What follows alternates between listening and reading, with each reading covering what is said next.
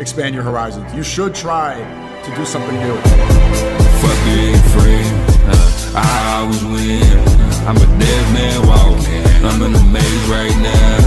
I'm amazed right now. Look at your face right now. Say what you said right now. You in love right now. You want to be like everybody else? You saying that you done. You just want to fit in? You don't want to figure out who you are? You not. God gave you an ability that made you unique. I know what you got. Try to figure out what that is. What you're able to offer to the world that's special. Fuck being free. They run around with this narrative that I'm controversial now.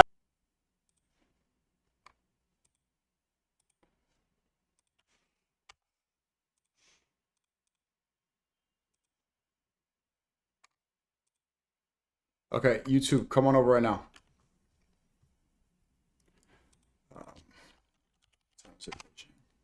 Perfect time, right on time. Let's get the headphones.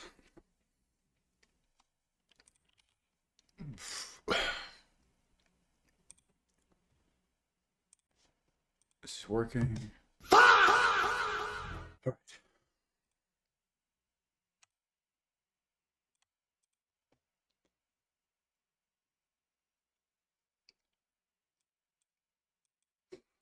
All right.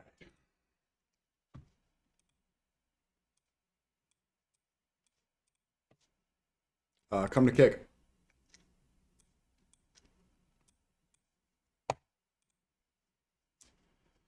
Hey, Professor. Can you hear me? Hi, Sneako. Good to hear from you again. How long it's been a while. Yeah. Well, it seems like a while because the world is ending, but yeah. Yeah, things. I don't even know if I can call you a professor anymore. I'm still gonna call you Professor. Well, thank you. Yeah.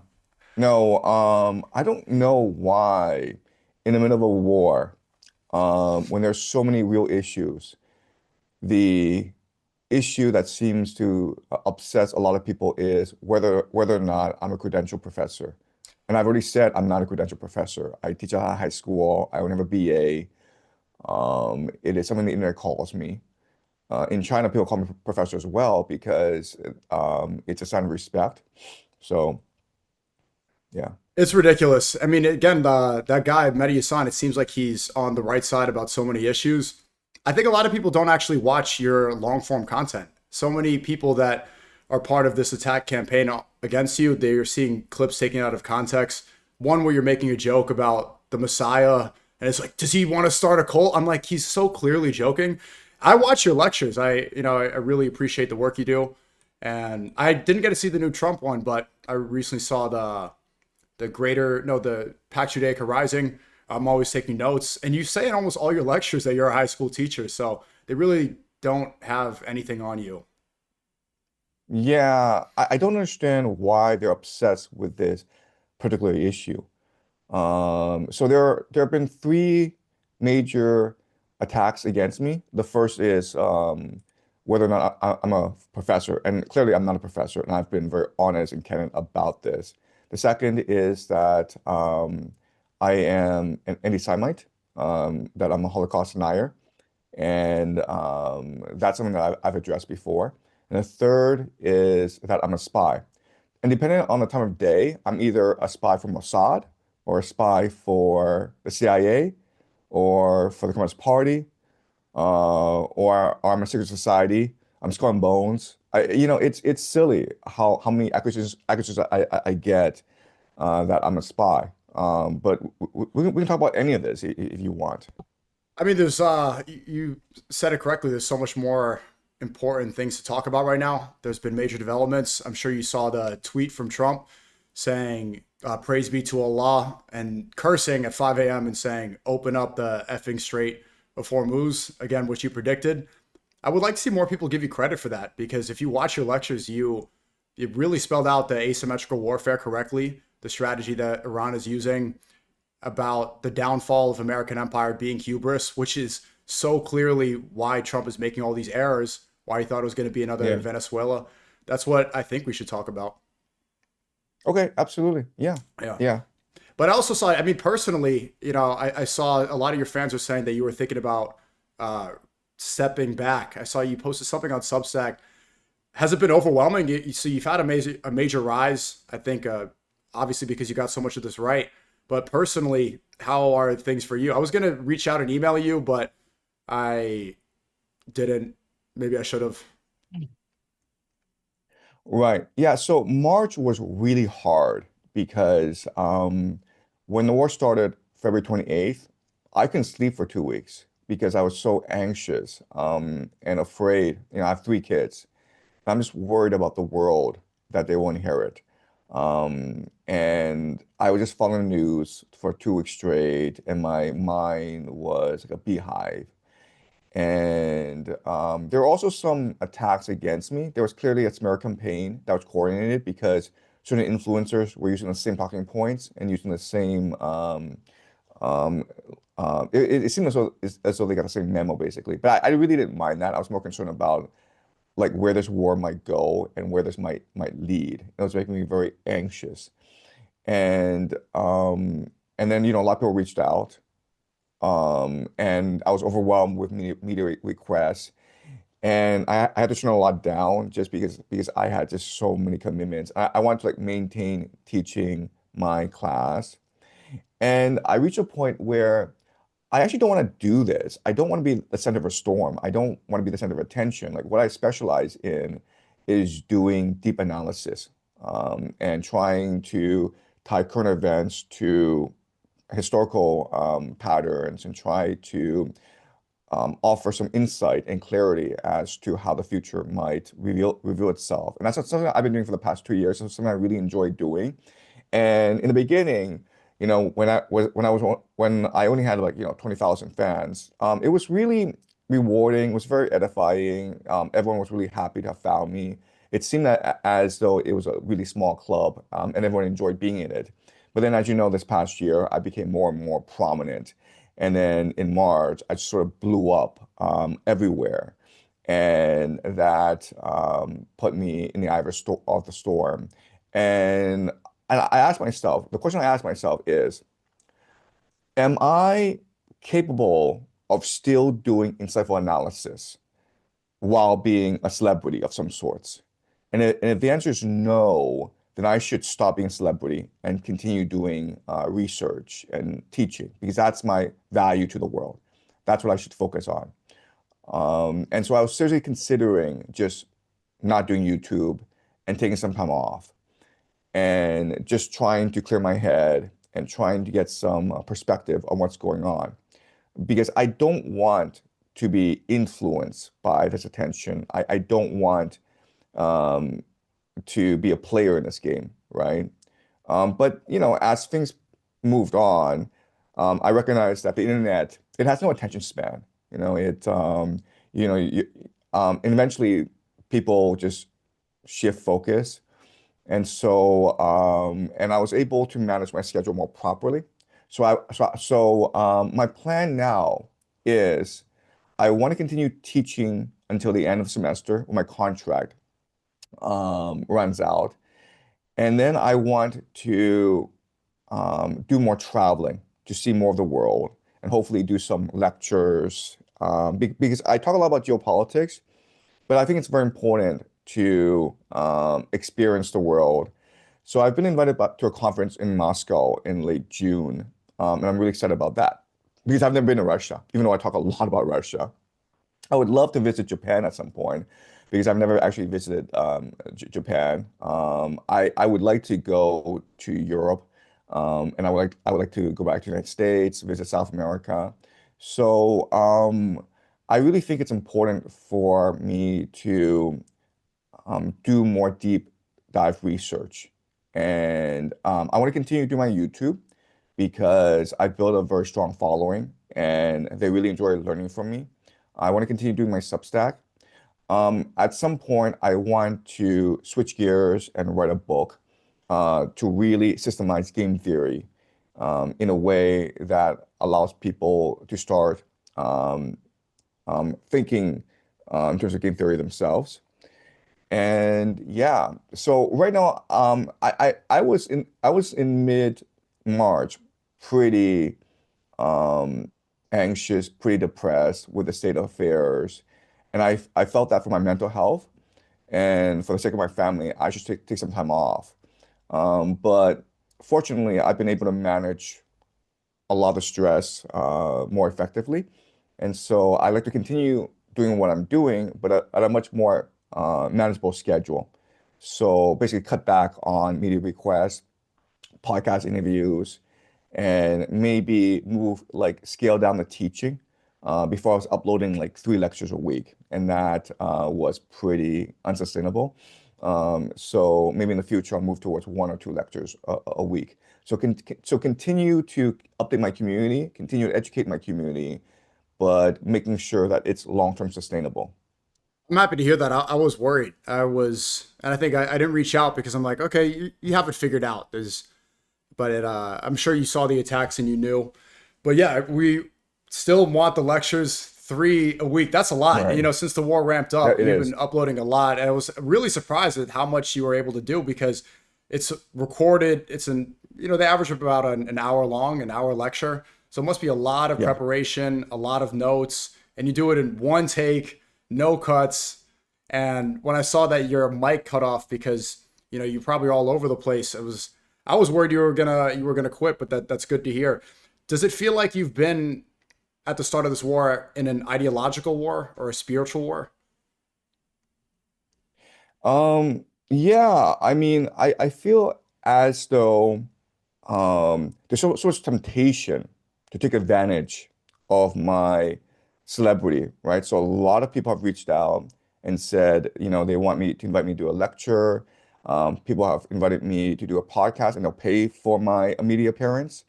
Um, there are a lot of people in China who've reached out and they want to make me famous in China, basically. I'm not famous in China. I'm actually more famous. It's In really strange, America. but I'm actually more famous in the United States than I'm in China. I purposely keep a low profile.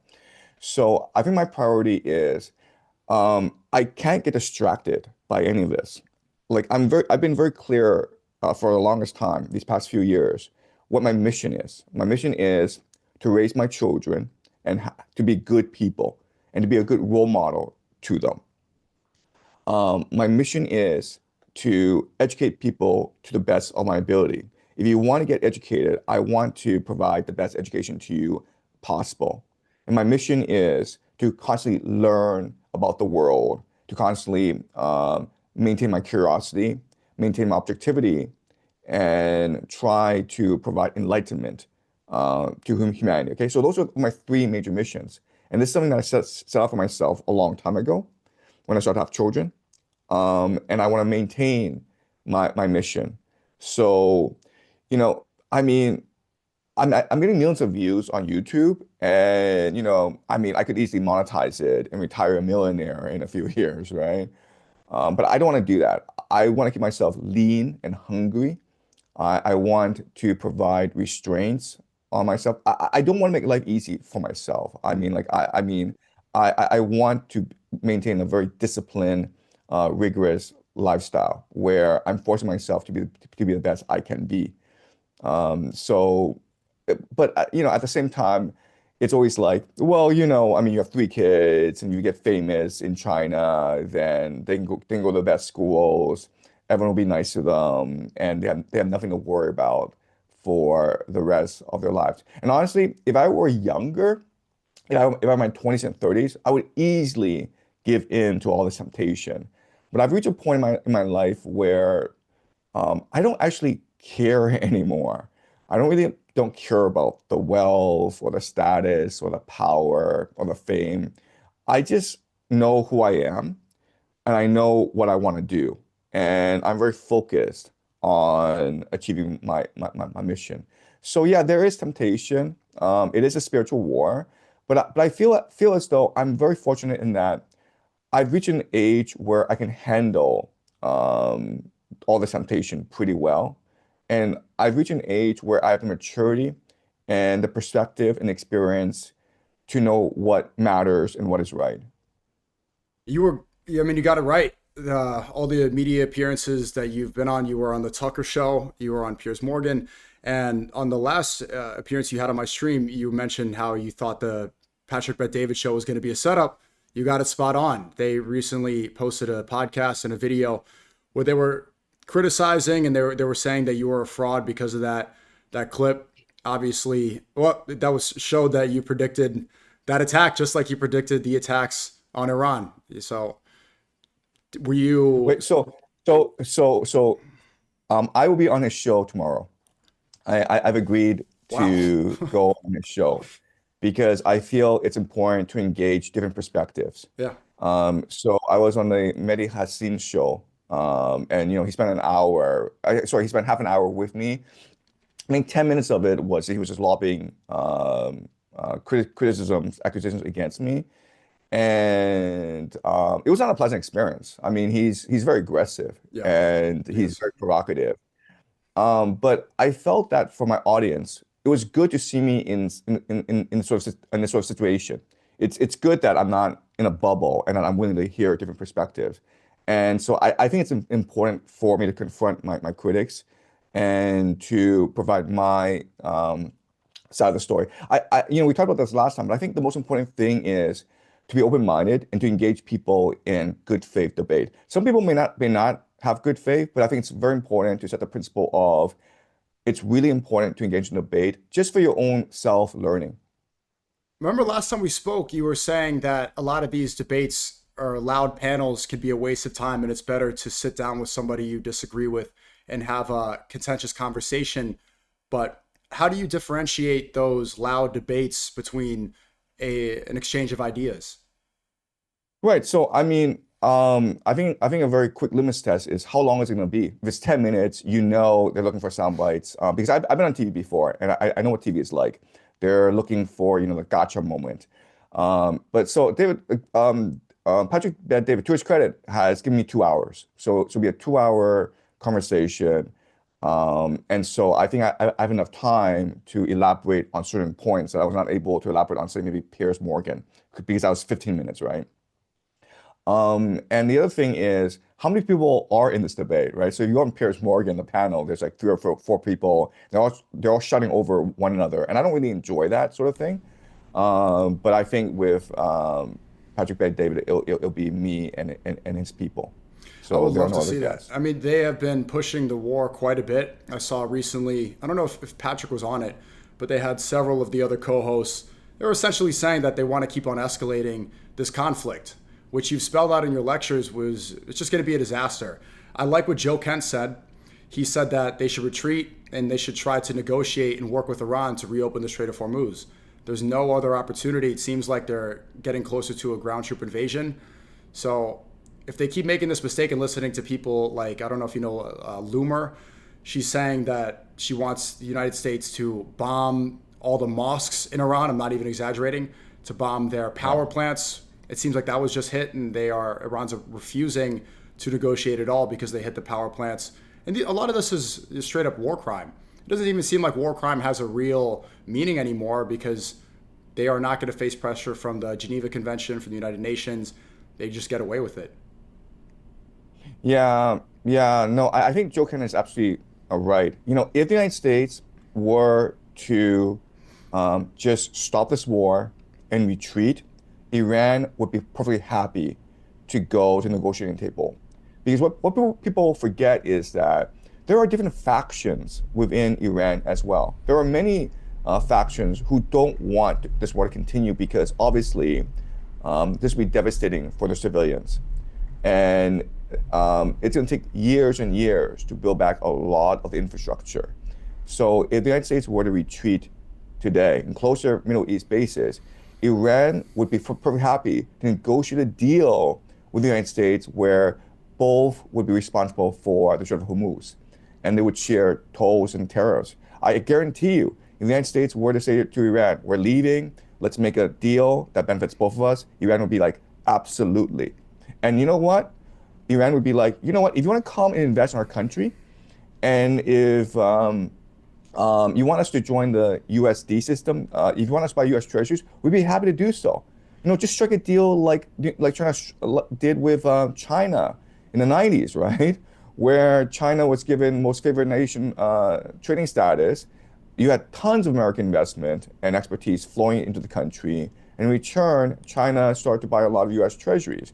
Iran would be more than happy to make this deal. They'd be ecstatic about making this deal. So the big question is, why not make this deal? It's mutually beneficial. It's win-win. It would bring peace to the world. The art of the deal. But The art of the deal, yes. we know, Yes. I mean, look, if you watch predictive history, you could see that that's not going to happen. This is the effect No, of no way in hubris. hell it's gonna happen. I mean, just look what Trump's saying. I mean, this morning, that's what he should do. That's obviously the only outcome. It's going to be a disaster. He is completely losing his mind. I don't know if you think that he has some cognitive issues going on. It seems like a senile old person. It's a straight up disaster. And since the last time I spoke to you, Pam Bondi has now been fired. They're saying that she's going to be repositioned in the private sector. She's no longer Attorney General. Hegseth was questioned and pressed for firing 8 top generals within the military. It seems like, although, I mean, they've been declaring victory for 4 weeks.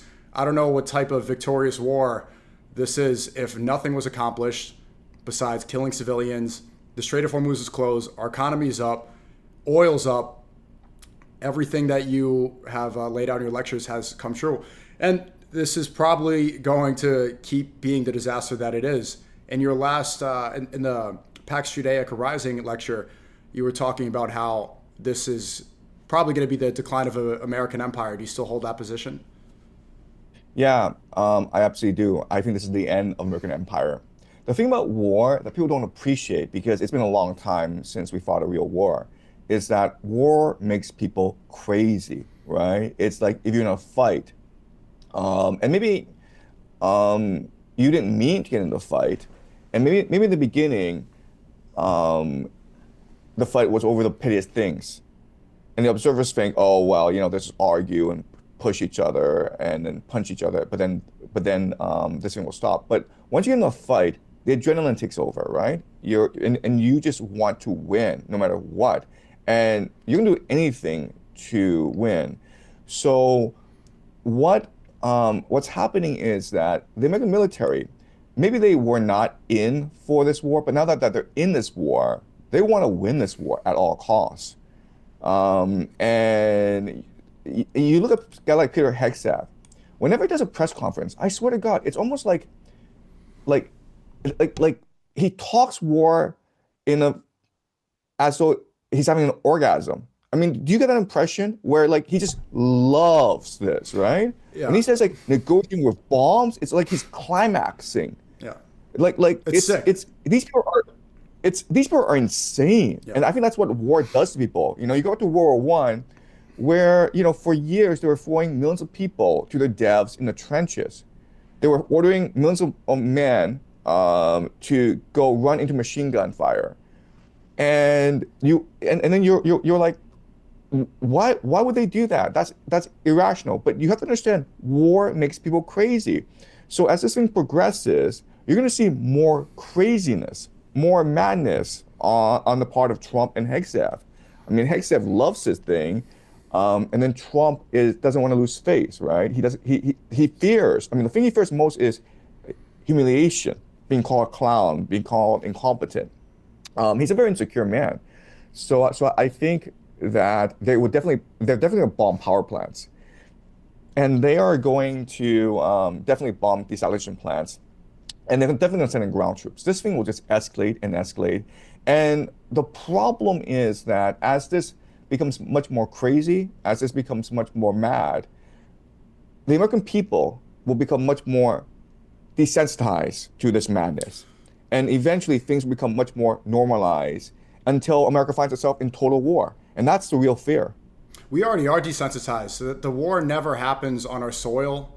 We're so far away from these conflicts. The vast majority of people I did an interview or I talked to people in the subway station, most of them, they are following the idea of ignorance is bliss. They're just like, I don't want to read about it.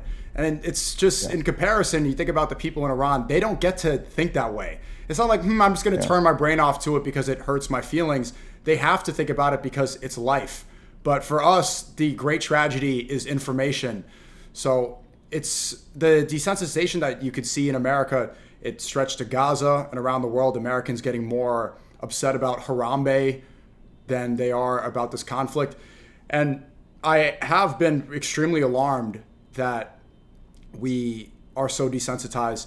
What I'm also realizing is you're talking about the insanity of it, and Hegseth saying that we negotiate with bombs. He is treating it like it's a video game. He talks about it, and even their marketing of this war is like an 80s action movie, like it's Rambo or Scarface. They're, you know, posting golf edits and it turns into a bomb. They really do believe that this is playing a video game in a way. I don't think that they view it as human life at all.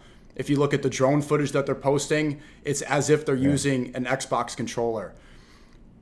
I think a lot of people have seen, well, because it's Easter, that the evangelical sect, which doesn't represent all Catholics and all Christians, all Orthodox, specific to the evangelical Christians, Paula White, Trump's spiritual advisor, what she's doing, you know, blowing into the microphone and getting people to do exorcisms, the fact that they're trying to pray for this war and turning Trump into an idol. Trump is using, you know, Messiah-like rhetoric.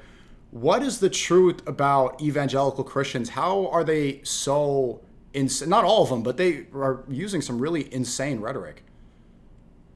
Well, you know, 2 years ago, when I was posting my lectures to YouTube, I said there'll be three major reasons for a U.S. invasion of Iran. And the three reasons were, number one, Christian Zionism, the evangelicals in America. Second was Saudi Arabia. And the third is hubris, empire, right? So for me, Israel is not a factor, a larger factor as people assume it to be. I think the Christian Zionists are a much larger problem. I agree. And so for them, this war in the Middle East is the fulfillment of biblical prophecy, meaning that this will eventually culminate with the second coming and the return of Jesus and the rapture. And so if they can provoke events in a certain way, then it will cause a domino effect, a chain reaction, which will lead to the end of the world, right? And so the certain conditions that they have to meet is, one is a war in the Middle East, which is happening right now. Second is the destruction of the Al-Aqsa Mosque and the building of the third temple. This will happen, I think, within the next 2 years. It will happen very, very soon. And I think it's going to shock people. If you don't believe that this war is eschatological or religious in any way, when the Al-Aqsa Mosque is destroyed, I guarantee you will start to believe this is a religious war. Anti-Semitism is actually a very important part of the puzzle as well, because they need the Jewish diaspora to return to Israel. And then you have the Jewish Messiah, the coming of the Jewish Messiah. And then you have the war of Gog and Magog. Okay, so you have these. You need to have these different elements in place. So it seems as though there's a script in place, and there are fundamentalists, just crazy religious extremists and you know they occupy different countries, right? So you have these Zionists in Israel, but then you have the Christian Zionists in America. And they're all working towards the same goal. And I don't think people, especially young people, appreciate the appeal of this eschatology. It's almost like a drug, because it's a way to structure your life and give it meaning and purpose, right? You're just trying to achieve one goal. And it's a script, so all you have to do is play your part, you know, speak one or two lines in the script, and the script will move automatically, naturally, almost divinely, towards the end of the world and the coming return of Jesus. And people don't appreciate how powerful this movement is, because if you look at the stats, okay, about a quarter, 1/4 of Americans are evangelicals, okay? Most are not Christian Zionists, so maybe about 10% are Christian Zionists. But then you're talking about, like, at least in America, 10 to 20, 30 million people who are Christian Zionists, okay? That's a lot of people, because remember, not only do they believe this stuff, but they're actively contributing and acting towards achieving this vision, which means that they're donating money to this cause. So there's a pastor named John Hagee, Hagee, and he runs an organization called Christians United for Israel. It's about 7 million people. They have 7 million people in this group. And what they specialize in is raising funds to fund West Bank settlement. Okay, so these are the people driving a lot of the conflict in the Middle East because they want the Jews to return to Israel, which would initiate a chain of events that would lead to the return of Jesus. So they do fundraising, but also they will also work for the government. They'll lobby politicians.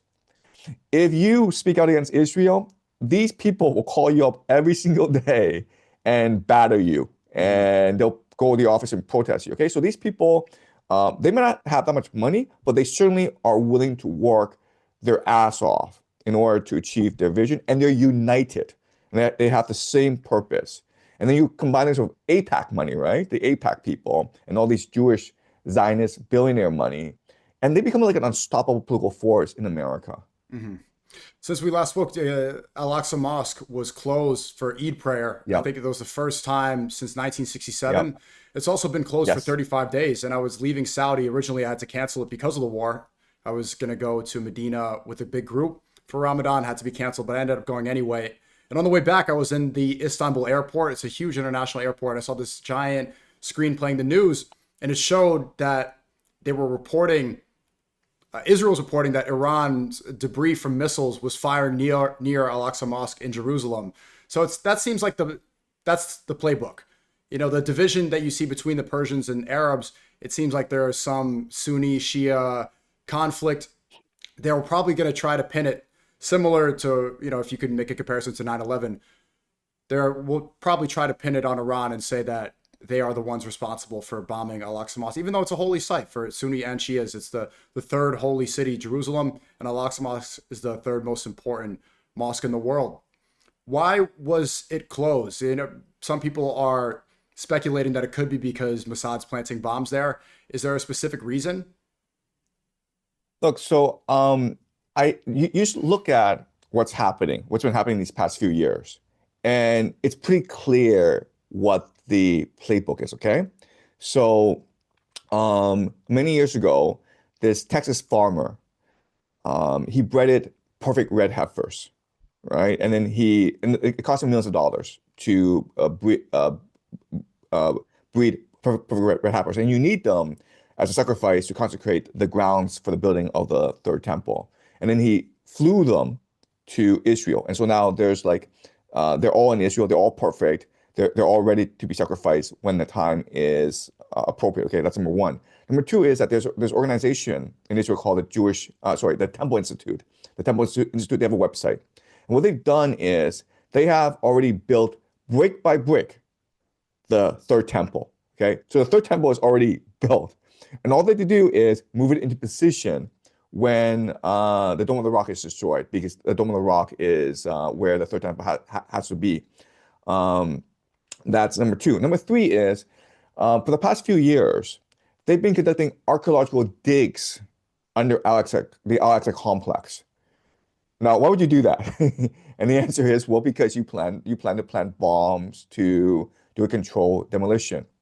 Last June, there was a prominent Israeli rabbi who told his followers, oh my God, this 12-day war, it was a perfect opportunity to do a false flag, where we pretend an Iranian missile hits the Al-Aqsa Mosque, we blow it up in a controlled demolition, and then the Persians and the Arabs, because they're animals, start killing each other, and then we have peace in the Middle East, right? So it seems as though all the ingredients are in place, all the elements are in place.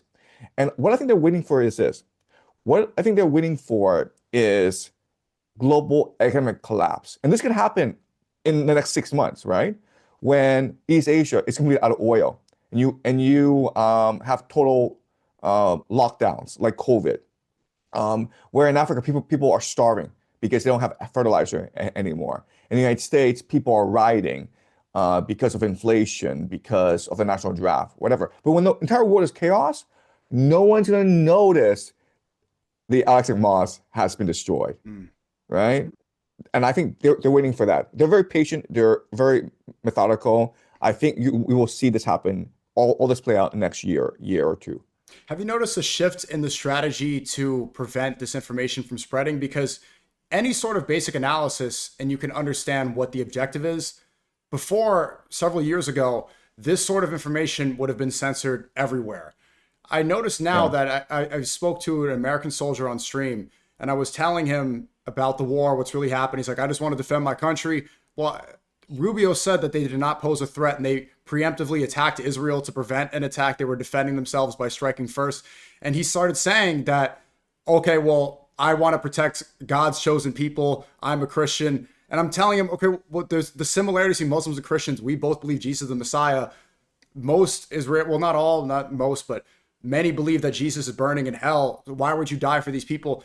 Even when you tell people this, they still believe in their programming.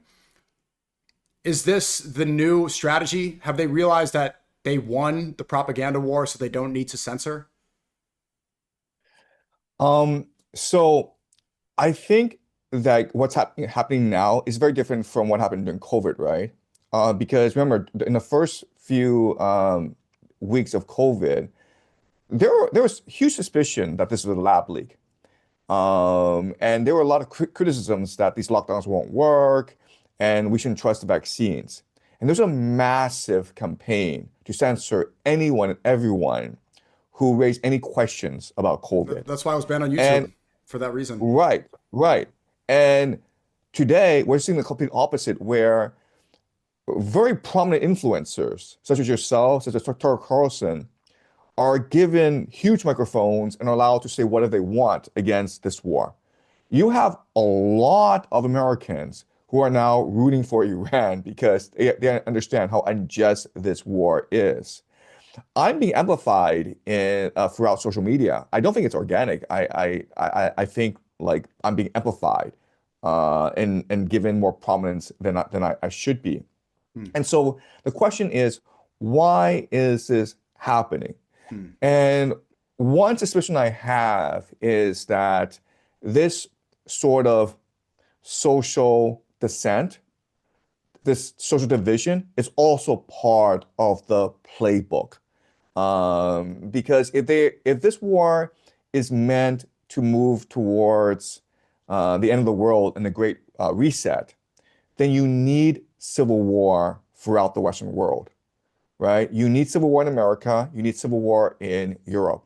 And what better way to foment civil war than have people argue all the time on social media? What better way than to show people that this war is pointless, it's unwinnable, and just sow apathy and discontent in the American mind. So, I don't know if this is true, but I think that if we just assume that this war is eschatological, and there are many powerful people who benefit from the Great Reset, then civil war is part of the script. I've been trying to advocate for unity as much as I possibly can. And I'm sure you felt it. And I think it's part of the coordinated attack on you. So many people that should ally with you and understand what you're talking about, I'm seeing them lash out at you so angrily. And it's confusing. Also, with the rise of these AI accounts on X, and half of the replies on my Twitter, it's just straight up people talking about my faith and my race and it's like they have notifications on. You click on the profile, it doesn't even look real, and it is demoralizing. I think that they shifted from censorship to demoralization because it's draining.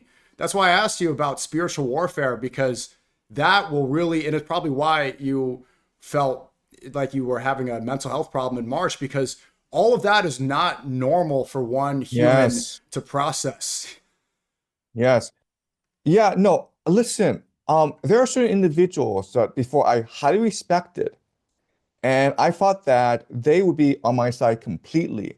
So one person that comes to mind is David Icke. I'm not sure if you come across his work. That's exactly what I was thinking And like I've said very nice things about David Icke in the past. I think he's been very courageous in trying to promote his ideas, even though I don't really agree with some of his ideas. I agree with most of his ideas, but I disagree with some aspects of his ideas. But that's just normal, right? Two intelligent person, they might be sympathetic towards each other. They might have share a similar viewpoint, but they have some disagreements on certain issues. And he's been vindicated so many times, right? Because he was really one of the first to promote the idea that the elite are this transnational cabal of pedophiles, right? And he's been proven right so many times. And when I blew up, he was one of the first to attack me, saying that I'm basically a useful idiot. I'm like working for the global cult to sow discontent and sow confusion among the people.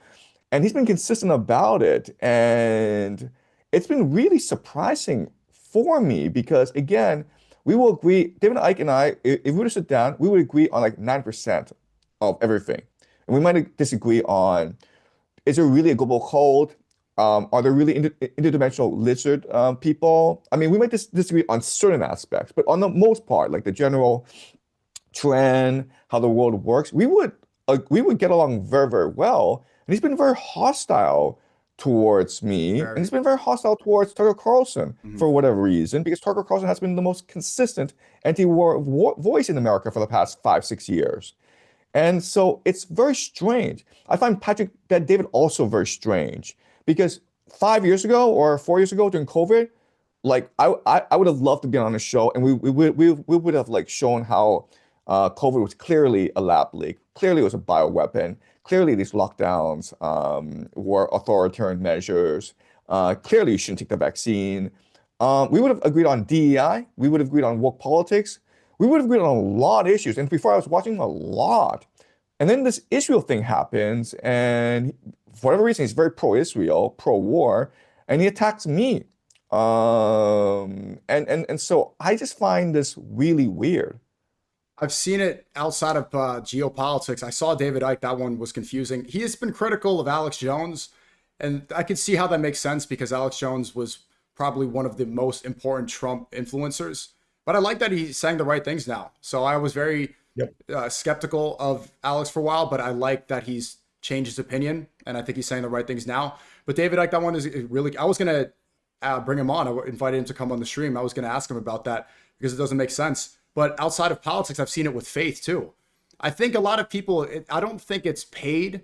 I really think this is the product of social media and their new strategy, because people are attacking their own group.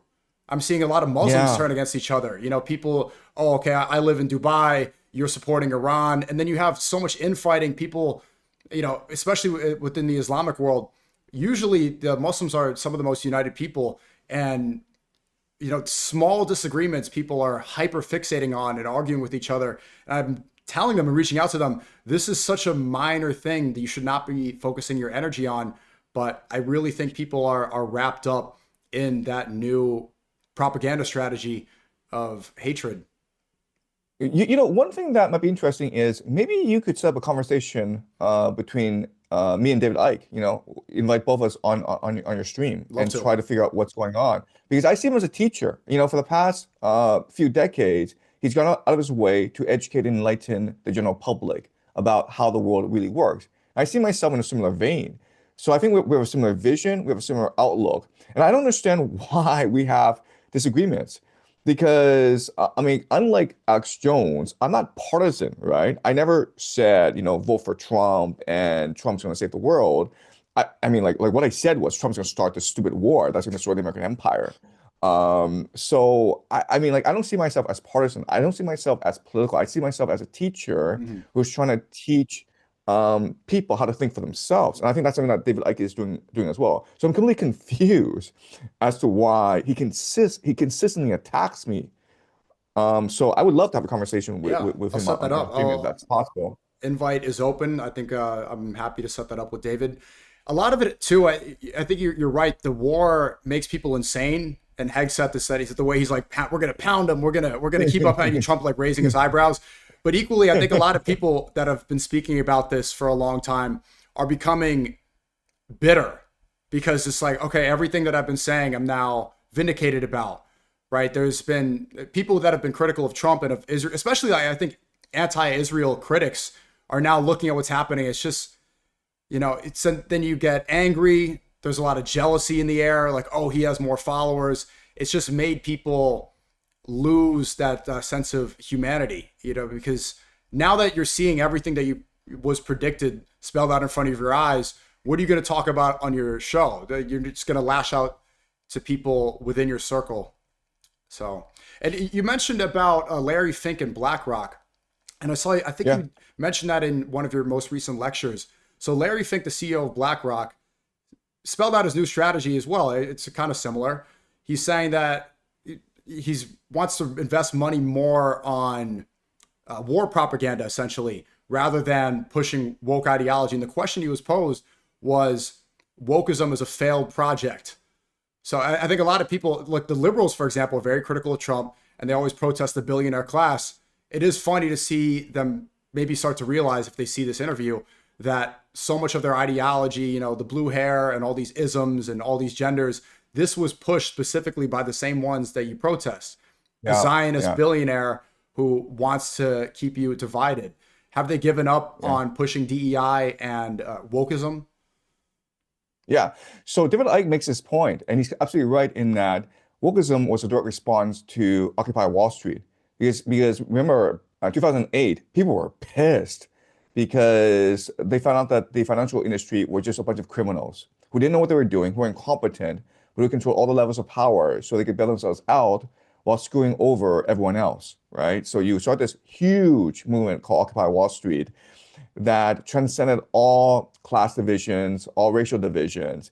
And it was a great movement. It was a great slogan, right? Against 1%. Like, let's unite against 1%.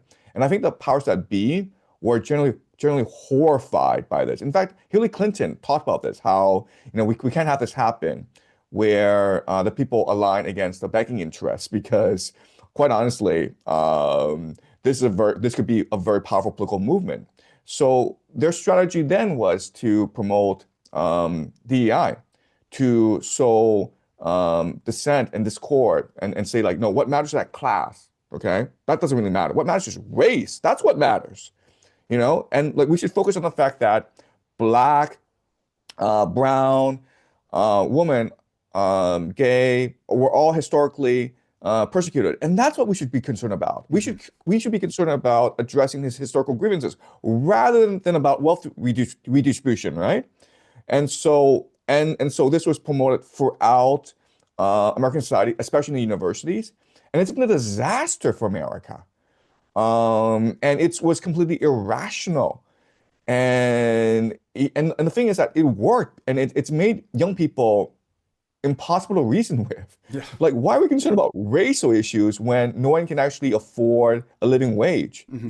Should not be our concern? Mm-hmm. Let's not worry about things that divide us. Let's focus on things that unite us, which is our mutual hatred for the banking elite, for all these bankers that bankrupted America and then laughed about it, right? And they still got their huge bonuses at the end of the year. So, and now what they realize is that, DEI is a problem because it also leads to protests against the genocide in Gaza, right? So now we need to change tax, and yeah. Yeah, you're right. People, not just people on the left who fell for this BlackRock programming, but on the right wing too. I tweeted saying that the first racist was Satan. I don't know if you know the story of Satan. You definitely do. And he was rejecting the command to prostrate to Adam, and because he thought that he was, well, at first he was an angel Jibril, and because he thought he was superior, he refused, and then he ended up becoming Satan. So that is an act of superiority. That's the arrogance, that's pride, that's the same as racism. And so many people got really upset with that idea. I thought, there's a difference between making jokes about race and actually harboring racist ideology. And I'm surprised to hear that, because this is the problem with Israel. It's a superiority complex. Look at the Epstein files, the way he's speaking about the Goyim. It comes from this belief that you have something special within your DNA that makes you better than others. So to focus on what is really important. Now, is crucial, but I think a lot of people are shifting. I don't know if you've noticed this, but many people who used to classify themselves as Democrat or Republican, as left or right or liberal, this stuff, I think people have realized slowly that a lot of this is preventing you from seeing the bigger picture. And it's really about right and wrong, not left and right. Have you come across a woman named Robin DiAngelo? I have not. You know who she is? Okay. So Robin DiAngelo wrote a book called White Fragility. And what she promotes is the idea that all white people are born racist. And this racism is the source of all evil in the world. And what white people need to do is engage in a series of self-reflections, basically seminars where you pay her to come to you and teach you how to be anti-racist. And these seminars are expensive, man. Like just Google her. She is just loaded. And so she's organizing seminars where these white suburban women come and listen to her, tell them how racist they are and how evil they are. And they just, lap it up. They just love this. And the other thing that's really confusing is there's no Black person in these seminars. In fact, there's a strict prohibition against Black people participating in these seminars. Now, you would think that if you want to reduce your racism, you would engage people who are different from you to learn that they are just like you, like to learn empathy, right? But these seminars strictly demand that the races be kept separate from each other. Because apparently Blacks have historically been persecuted and victimized. So we can't put Blacks in a room of white, wealthy, suburban women who would persecute them even more. So we have to protect the Black people, like basically put them in a zoo, okay? It's important we put Black people in a zoo so that we can look at them and say, oh my God, how terrible these Black people have to suffer under racism, okay? But you can't touch them, you can't feed them, okay? You can't interact with them. So this Robin DiAngelo is like the worst person in America. She gets rich by appealing to the idea of self-victimization. And she's a cult leader. DEI at the end of the day, okay? If you just like watch her speak, she is a cult leader, no different from people like L. Ron Hubbard. First of all, she's very charismatic. She's a great speaker. But if you just like look at her demeanors, if you look at her speech, if you just look at her logic, she's a cult leader. Yeah, I was looking up her Wikipedia just now. I wanted to see, but it doesn't list in the early life what I was looking for. I made a mistake. It's not Angel Jibril, my mistake. It's Angel Iblis became Satan. People are getting upset. Right. So basically, this is all nonsense. White people aren't born inherently racist. This is a lot of these seminars too. You saw it post George Floyd and BLM. White people had so much guilt over the protests going on that they would start to prostrate to Black people and recreate slavery, and they would let Black people whip them. But what do you think? Is there any validity in this? Where do you think white supremacy is important today? How is this an important issue to talk about today? And how does it relate at all to the supremacy we see in Israel? So America has always had an issue of racism because America is a melting pot, right? So if you go back to the 19th century, the late 19th century, the real concern was genetics because these Catholics were coming into the country, right? These Catholics from Poland, Ireland, Italy, and Catholics were having kids, and the Protestants were not having kids, and so this started the eugenics movement, which led to Planned Parenthood. But the idea is that we need to maintain the integrity and the sanctity of the gene pool. So we need to basically neuter these immigrants and prevent them from having kids, while encouraging the Protestants, the Brahmins, to have more kids. And so this has been a concern going back to the late 19th century, when immigration was starting to flood the country. And the Nazis used the American thinking, the American sterilization program, American eugenics program.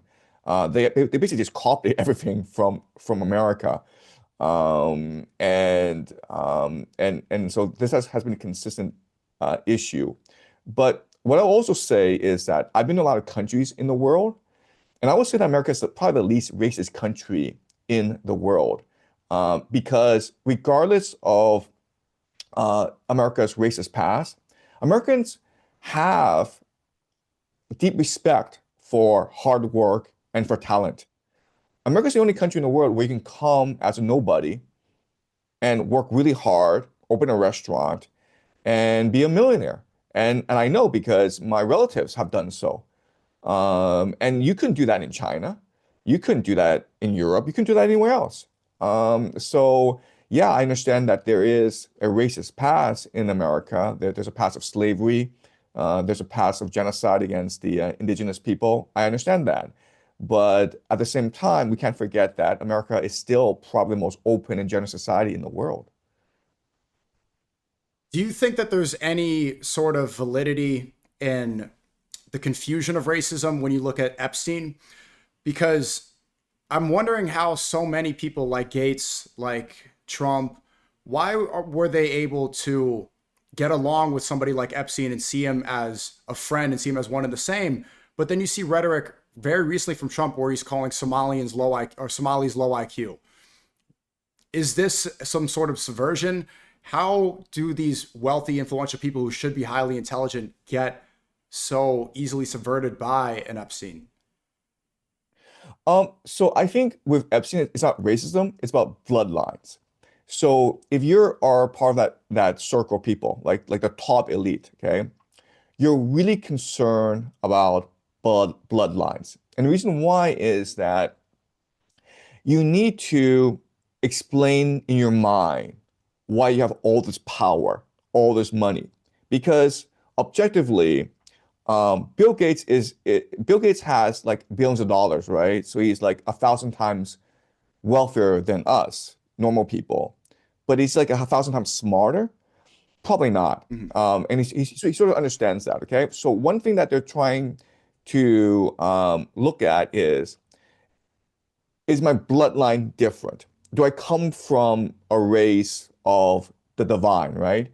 Am I an ancestor of Hercules or Achilles, right? Because back in the Greek world, kings claim a divine bloodline where, their mother was raped by Zeus, or maybe their father was Hercules, a son of Zeus.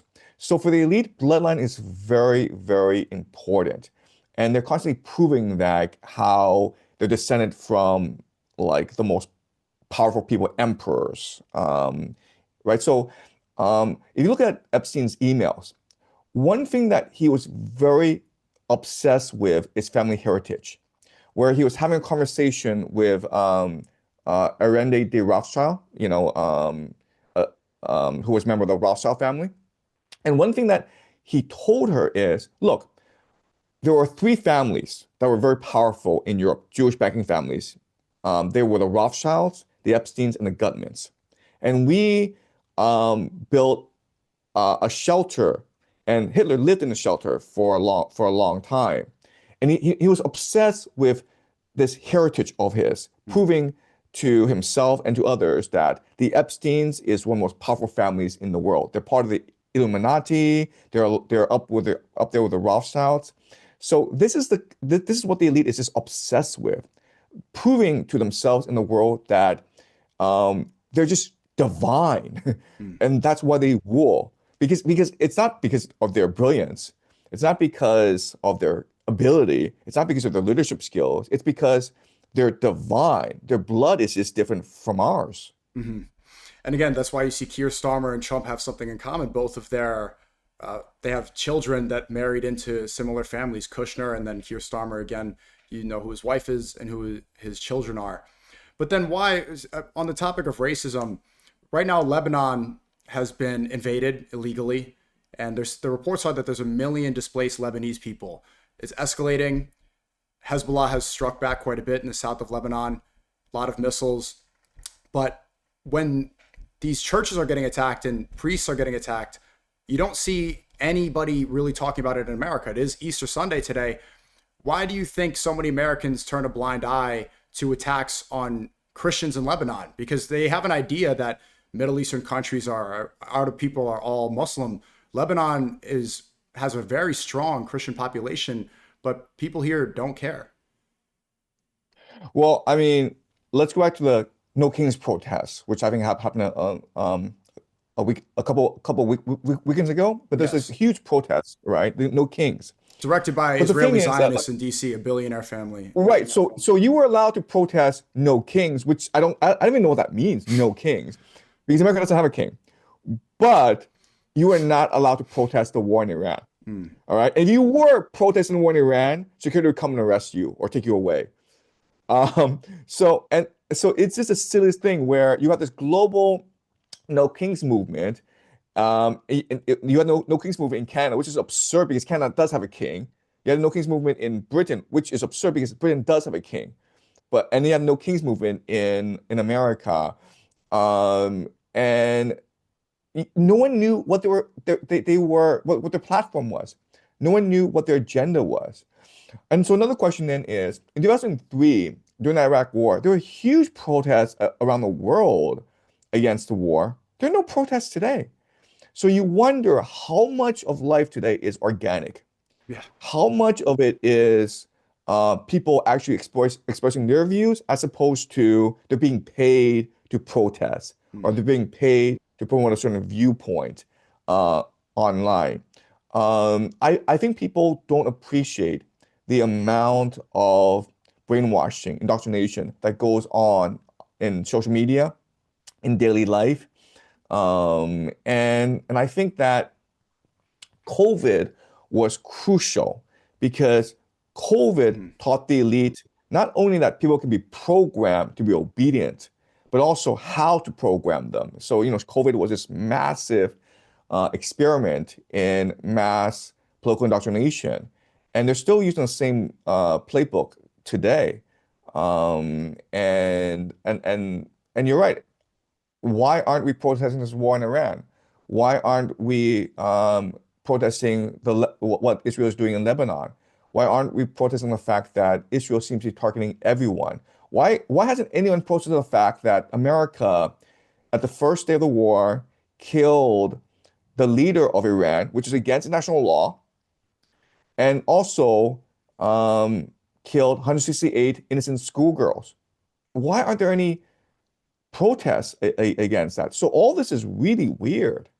I'm wondering, well, I want to ask you after, but I want to figure out what are these methods, because look back at 6 years ago, the George Floyd protests happened because they saw this video of George Floyd. Derek Chauvin was on putting a knee on his back or neck.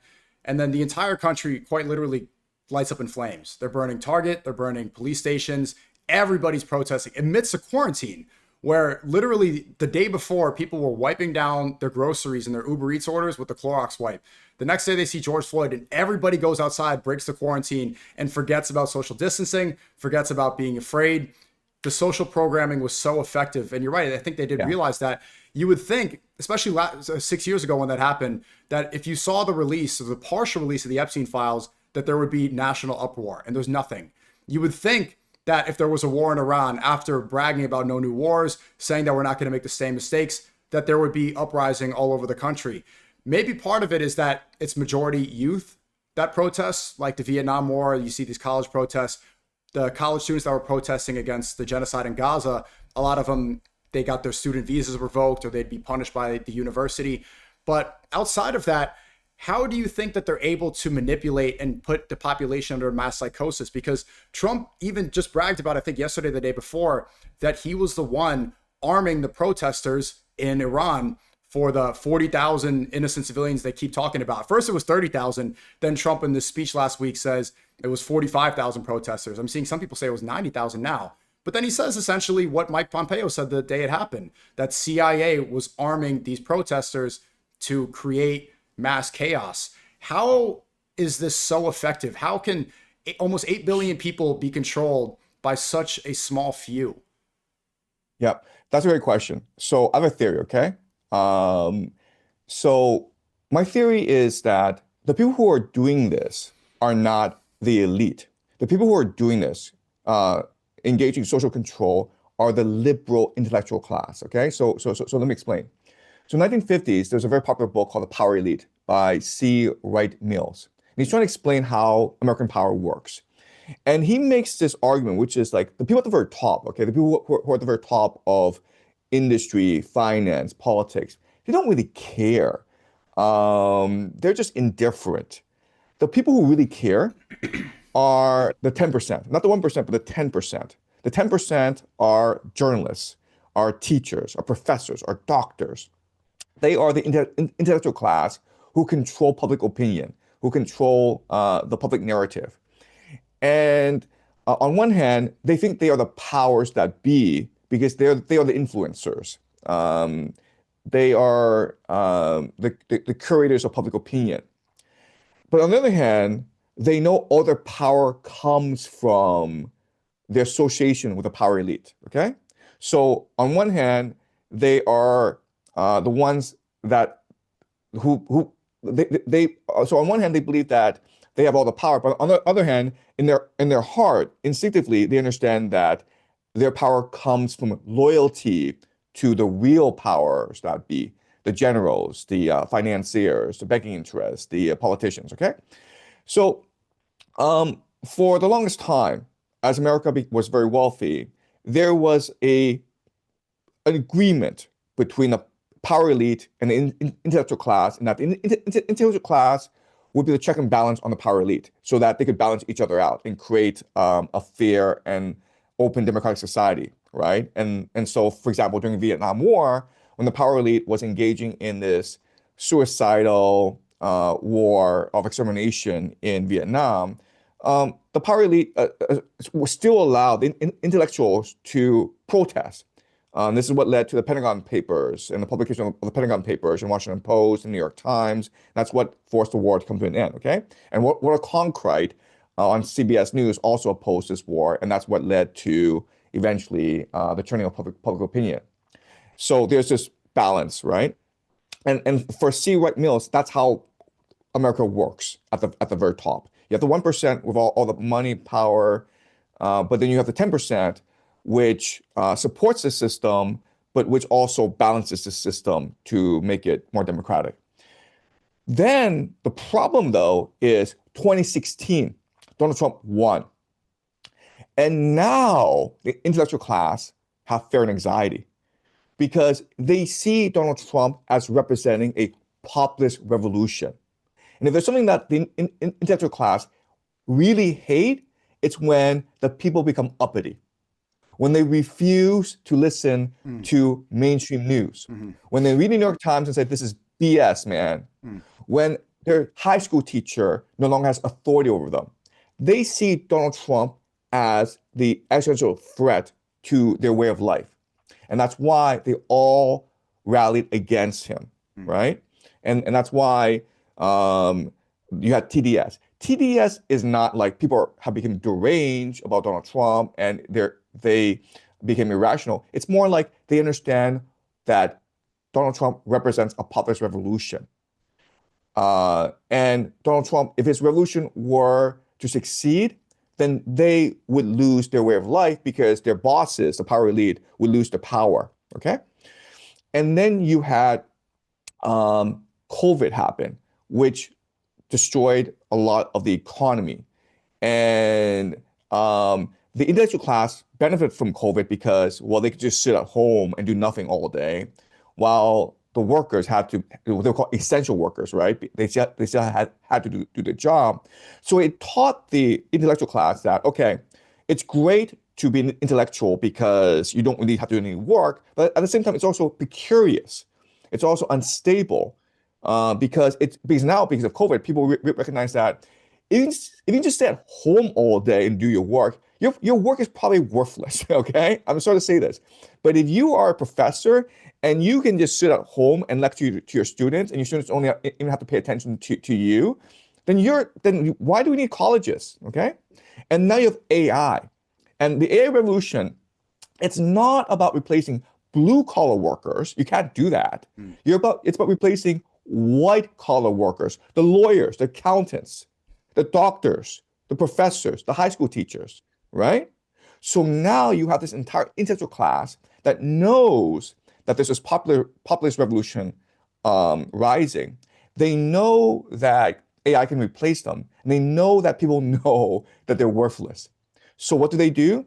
They coalesce together, and they try their very best to control public opinion because that's the only value, right? If they are not able to control public opinion, then they're absolutely worthless, and they're discarded by AI, they're discarded by the power elite, and they're just sacrificed, right? So that's why they're working overtime to try to control the public discourse as much as possible. That's why you have the promotion of DEI, transgenderism throughout schools, because that's a way to brainwash kids into obedience. Okay, so that's my theory. We're seeing it spelled out now. The MAGA cult, which is similar to Robin DiAngelo, who you just referenced with racism. The Trump supporters now, they were all anti-war last year. They were all saying that if another Middle Eastern conflict happened, they wouldn't support. They said the worst thing that could possibly happen for the American empire would be a ground troop invasion. Then they all adjust. The same exact people that were against this have now found new justifications because they put their loyalty completely into this ideology. And I really can't understand how it happens if a lot of these people are paid, but some of them just want to die on this hill, perhaps.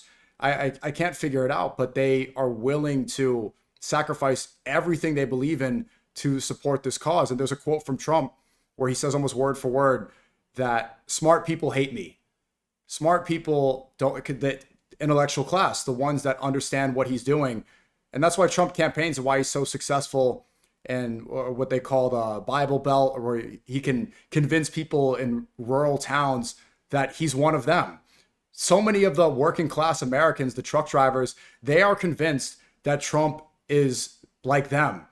Even though he's literally sitting in what looks like a gold throne, one of the first presidents to not even be in DC, living in Mar-a-Lago, this palace with these, these eyes wide shut like parties. I don't know if if it goes deeper. Maybe there's some sort of literal hypnosis going on, but it really is crazy to witness firsthand.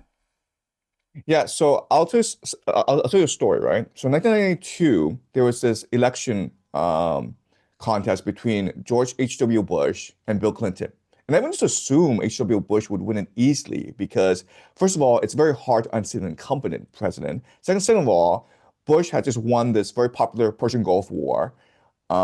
His popular ratings were sky high, okay? And then what happened was that, first of all, Ross Perot came into the race, which sort of split off the conservative vote. The other thing is that during one of these debates between Bill Clinton, Ross Perot, and George Bush, during the debate, he looked at his watch. And this was captured live on national TV. You're in a debate, deciding the fate of the country, and like, I can't be bothered. I have to go somewhere, okay? And that's what probably lost him the race. And people just thought that this was just the worst politician in the world. But people don't remember something really important about that election, which is that Bill Clinton and George H.W. Bush go way back. They were very good friends. In fact, George H.W. Bush saw Bill Clinton as a protege. They met during Iran-Contra because George H.W. Bush was basically the de facto leader of Iran-Contra. He was the one controlling this deal. And then Bill Clinton was governor of Arkansas at that time. And Arkansas was a really important hub for Iran-Contra. So they go way back. And then you're like, okay, but why would George H.W. Bush purposely lose the election to Bill Clinton? And the reason why is this. At this time in history, George H.W. Bush was trying to promote NAFTA. He was trying to promote free trade with China. And people forget this, but the Democrats were a working class party, dead set against NAFTA, dead set against trade with China because of China's human rights record. And Bill Clinton, during the campaigned as a populist, promising that he would not allow most favored nation trading status with China, promising he won't do NAFTA. And then he gets elected. And he does the complete opposite. And he destroys the Democratic Party from within. Under Bill Clinton, his 8 years, Democratic Party shifts from a party of the working class to the party of the coastal professional elite, which is still today. Okay, so that's how politics work, right? So there's no way George H.W. Bush could have promoted all these neoliberal reforms, but Bill Clinton could, right? So going back to today, where there's no way Joe Biden could have launched a war against Iran, because the MAGA people would have gone up in arms, right? You would have like riots in the streets, right? But Donald Trump can, okay? I'm wondering, not to harp on this forever, but it's so confusing. From your perspective, growing up you mostly grew up in China, correct? Not in Canada? No, I actually grew up in Canada. Okay. So I was 6 when I went over to Canada, and that's where I grew up. And then I went to Yale for about 4 years. Then I came to China. So I've been here since '99, since graduating from Yale. Yeah, I was just wondering what your perspective on how that works is, because to me, it's so plainly obvious. The criticism they have for somebody like Mamdani, for example, I live in New York City, they are criticizing him for the way he eats. If he's eating during an interview, or if he's picking up food with his hand the same way people eat pizza. But the stuff that Trump gets away with, if I'm imagining Kamala Harris, for example, launched a ground troop invasion or was tweeting the things that Trump is tweeting, there would be mass outrage. I'm wondering what the key factor is. What is that? Is it a race thing? What makes people let Trump get away with what he's getting away with? What's the most important aspect of his rhetoric or the way he presents himself? I think it's just the fact that he's so unpredictable.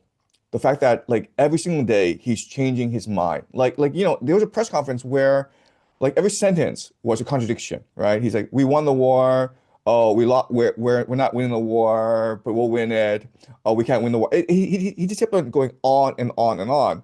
And so when you become like that, when you are unpredictable, people are able to project their fantasies onto you, right? So for the MAGA people, Donald Trump is playing a 5D chess game, which is like his real goal is not to win the war in Iran.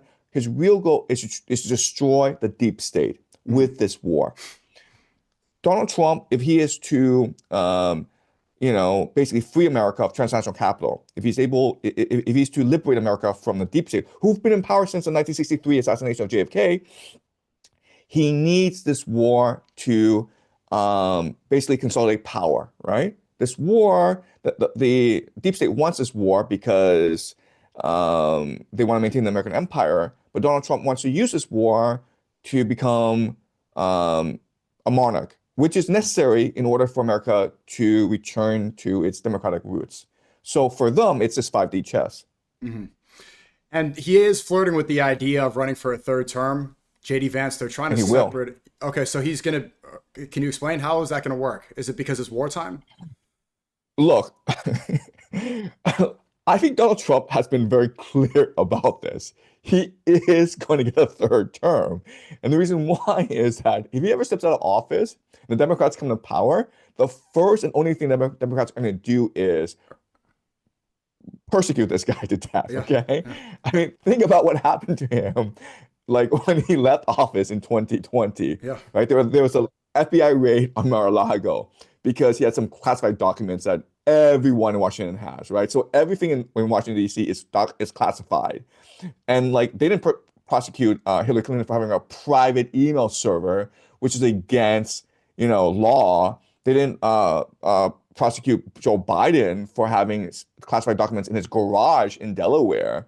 So clearly, this was a political persecution, right? So you had that FBI raid in Mar-a-Lago. You have lawfare, where six attorney generals were trying to prosecute Donald Trump. You had these lawsuits that were trying to bankrupt Donald Trump. So like, if Donald Trump were ever to leave office, the Democrats would just make his life a living hell. They would not just go after him, but they would go after his immediate family, right? Because remember, Don Jr. is involved in a lot of cryptocurrency shenanigans. There's been a lot of insider trading in the Trump White House this past year, and it's all very blatant. And there's a lot of evidence to suggest that this is all insider trading. So there are a lot of court cases that they can file against Donald Trump. And Donald Trump understands this. He understands. Look, I'm doing all this. I know that if I leave office, I'll be prosecuted by the Democrats. So I won't leave office. It's that simple. Okay. A lot of pieces are already in place for his third term. So, for example, he's turning ICE into his basically private secret police, his private police force, and he's expanding their powers. He's talked about deploying National Guard throughout the country. He might use this war to suspend the Constitution. There might be a false flag attack. In 2028, he could technically run as a vice president and have his son, Don Jr., as the presidential nominee. Believe it or not, but there's nothing in the Constitution that prevents you from doing this. It's immoral, but it's not illegal. Also, if the Democrats were to challenge this, it would go to the Supreme Court, and Donald Trump appointed 3 justices to the Supreme Court, and he'll probably appoint 2 more over the next 2 years. So he'll have like a solid majority. So again, I don't know the specifics of what they have in mind. I think he could run for a 3rd term as the vice president, and I think that's the most likely option.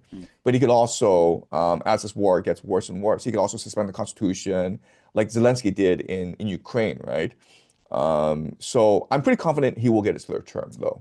It's not just insider trading. They're doing these prediction markets, and he's giving pardons to people who are clearly paying him.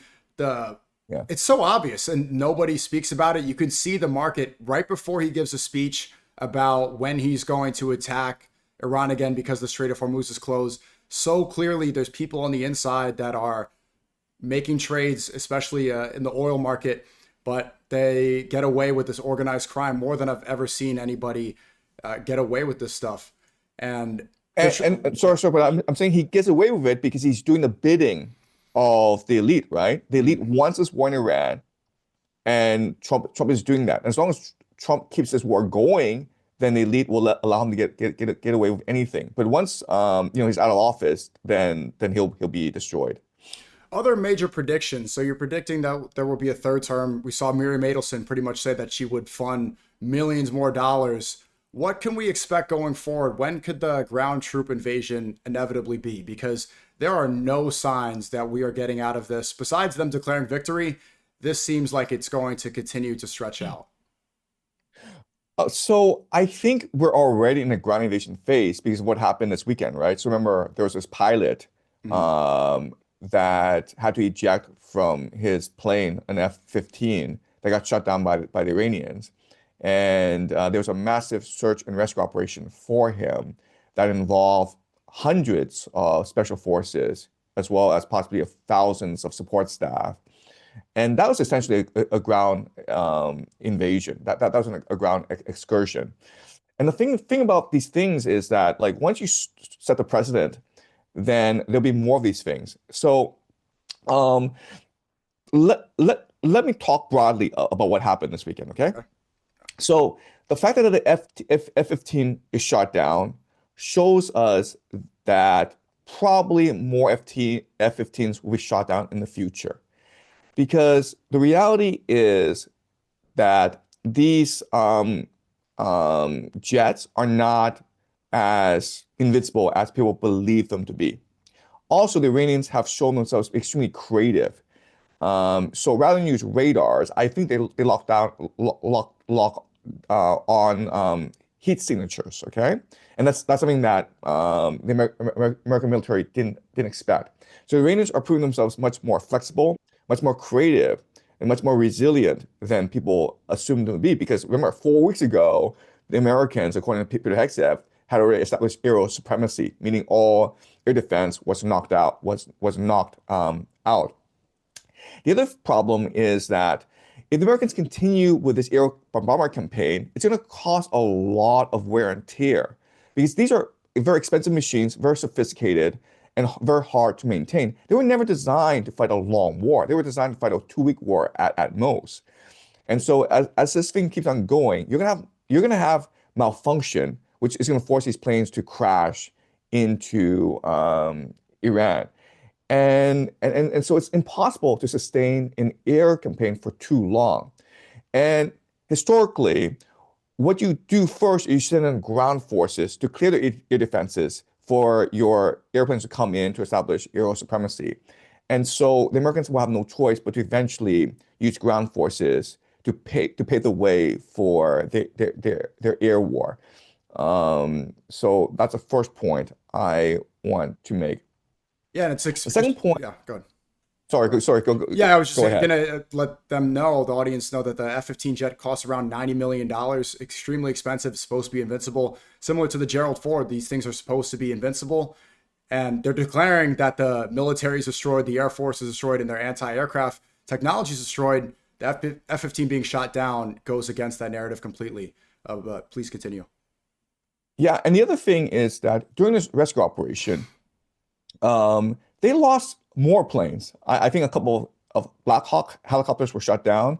2 C-130s were stranded, and they had to blow them up because they didn't want the Iranians to capture their planes.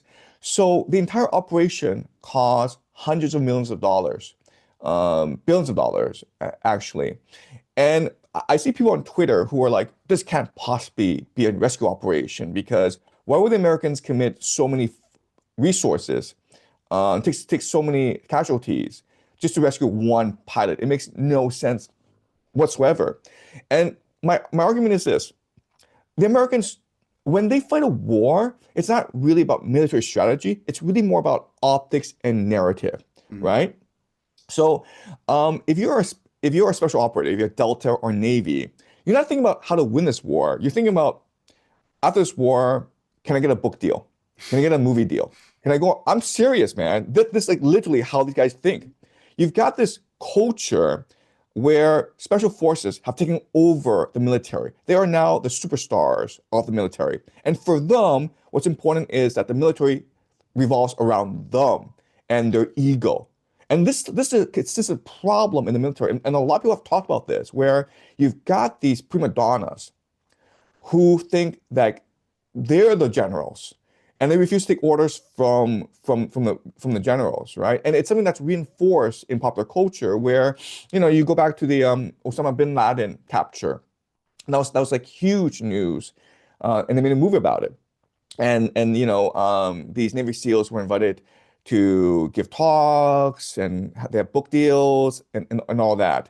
So you've got this culture in the American military, and the people, the special operators, it's not about how to win this war. It's about, like, how do I look good in this war? And that's why America engages in these like high risk, low reward operations. And this can be a huge problem as this war continues, because America doesn't have infinite resources, because America can't afford to, like, every weekend go rescue a pilot and spend, like, $1 billion doing so. Yeah. And the other thing is, look, this is exactly what they did in 2003. So there's this private named Jessica Lynch, Lynch, okay? And her convoy was ambushed by the Iraqis because it got lost from the main convoy. And she was captured as a prisoner of war. She had a lot of injuries, so the Iraqis put her in a hospital, a civilian hospital. And then word got out that she was in the civilian hospital, and the Americans had hundreds of special forces go rescue her. It was a very complex operation that involved a lot of different branches.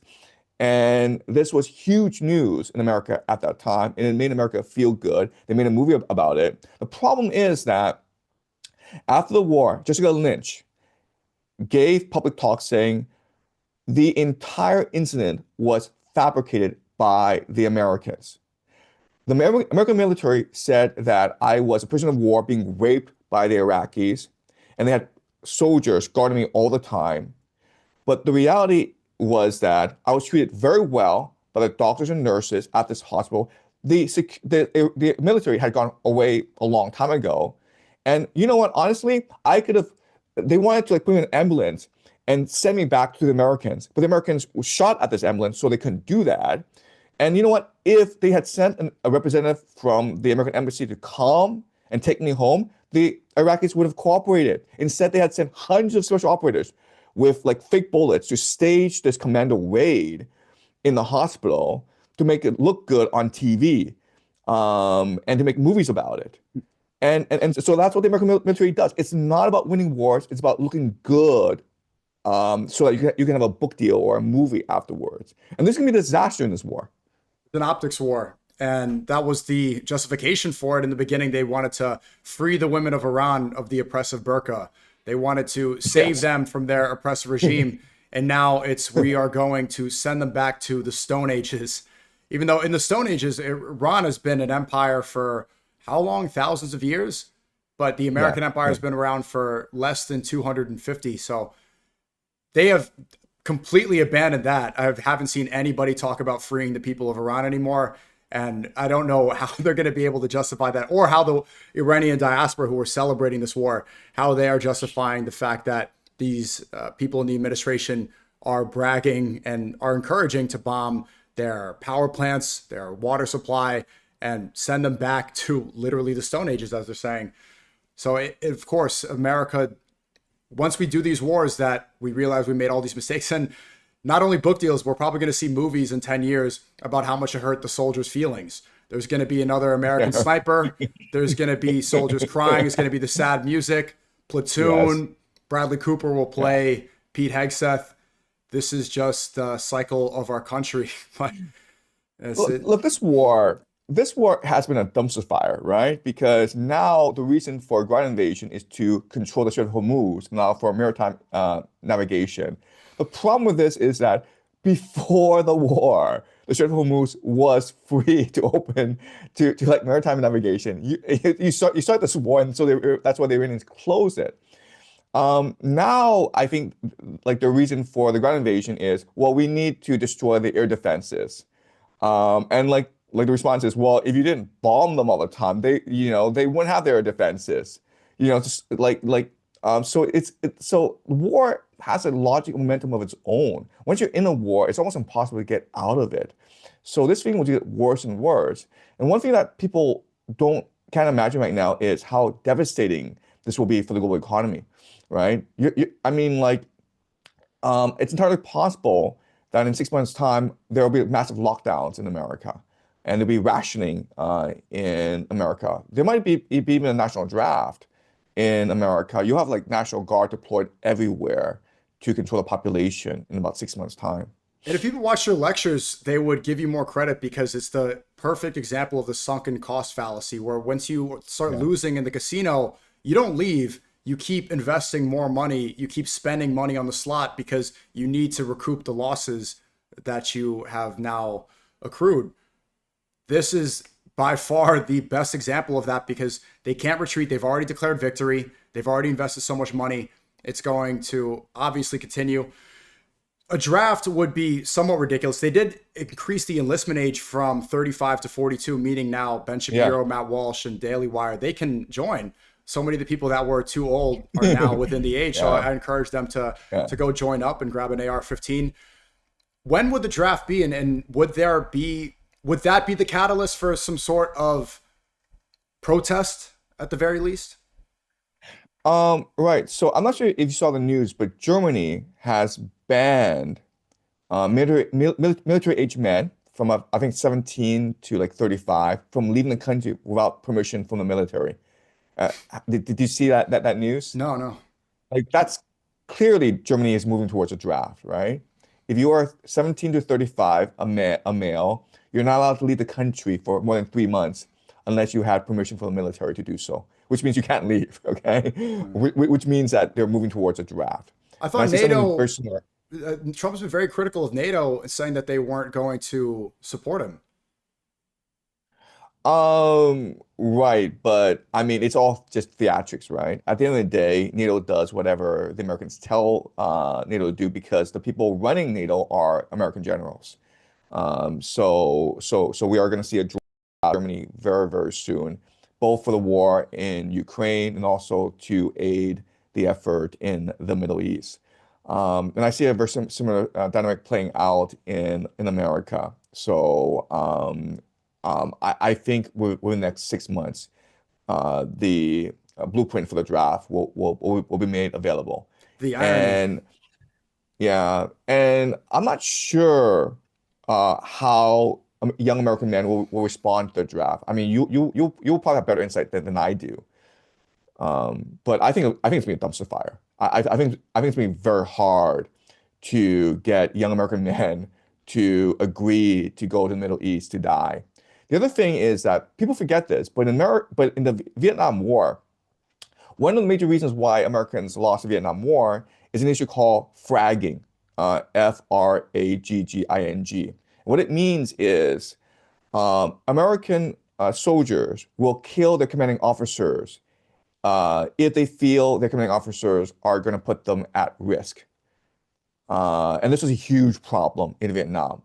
And it might be a problem in the Middle East as well, right? When we're hearing stories, rumors. I don't think they're necessarily true, but like there are rumors that sailors are sabotaging their own ships to avoid being deployed in the Middle East.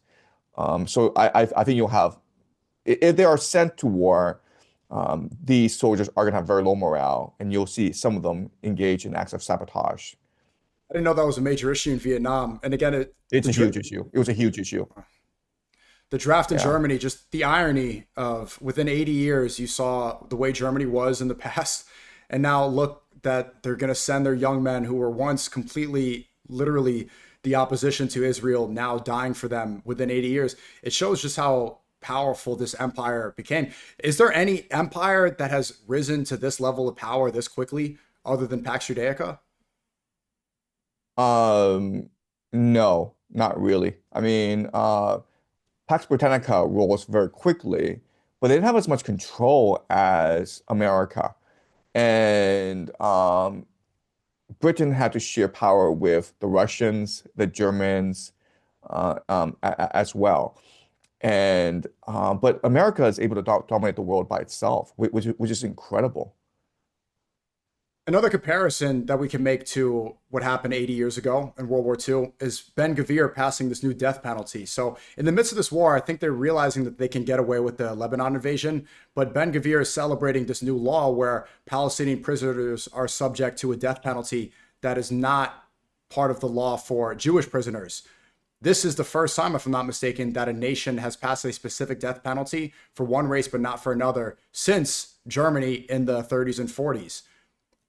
Can Israel keep getting away with what they're getting away with? Racial supremacy in Israel is a real thing. It's not a conspiracy theory, okay? If you just look at Jewish theology, they believe that they are different from other people, right? So the theology is this, and it goes back to the Kabbalah. So the idea is that God created the first man, Adam Kadmon, and during this creation phase, the vessel broke, okay? And so the divine light broke into 600,000 divine roots. And so if you were to take this theology literally, what it's telling you is that there's only 600,000 humans in this world, and everyone else is just an animal soul, right? And 600,000 are Jewish souls. And quite honestly, everyone else is an animal that's taking up space. So like you should try to clear up as many of them as possible. So there are these religious extremists in Israel who do not see anyone outside of Israel who is not Jewish as a human being. And so that's what that phrase like mowing the lawn, right? Mhm. You know, like imagine killing people as like mowing the lawn because, you know, there are weeds and we have to mow the lawn. Mhm. Is this the truth about the Wailing Wall? I've seen theories that the Wailing Wall, the worship they do there, it looks like it's, for lack of a better term, it looks like they're fornicating with it. The movement is back and forth. And I heard it's because of what you're talking about with Kabbalah magic, that there's a divine feminine and masculine aspect of God. And that this wall, though it was created by the Romans, it represents the feminine nature of God. And so these Israelis are literally having sex with it to try to activate its feminine divine energy. Is this correct? Okay, so look, I'm not an expert. I'm not a rabbi, right? So I can tell you, but let me speculate about how this works, okay? So the Kabbalah says this. The Kabbalah says is that God is the will to bestow. Okay, that's what God is. God is all love, all generosity, all compassion, and God wants to uh, bestow. But if you want to bestow, you need something to receive, right? So God, what God does in order to bestow is create the will to receive, which is the first man, Adam Kadmon, okay? But the problem with the will to receive is that if you're all receiving, you don't understand what bestowing means, right? So let me use a allegory. So let's just say I invite you to my house, and I'm really excited to meet you and share a meal with you. So I spent the whole weekend cooking the most sumptuous meal ever. It's a 10-course banquet. And I'm really excited to have you enjoy this meal. And it's the will to bestow, right? I just want to be open and generous with you. But you come to my house and you look at this sumptuous meal and you are embarrassed by it. You're confused by it. You're like, oh my God, does he want to borrow money from me? Like what's going on here? And like you're embarrassed by it. So like you're like, oh my God, my mom was calling me. So you run away, okay? So so now I'm like, okay, how to get Sneako back here so we can share a meal, okay? So for the Kabbalists, that is the struggle of life, where God is the will to bestow, humanity is the will to receive, but we refuse to receive God's gift.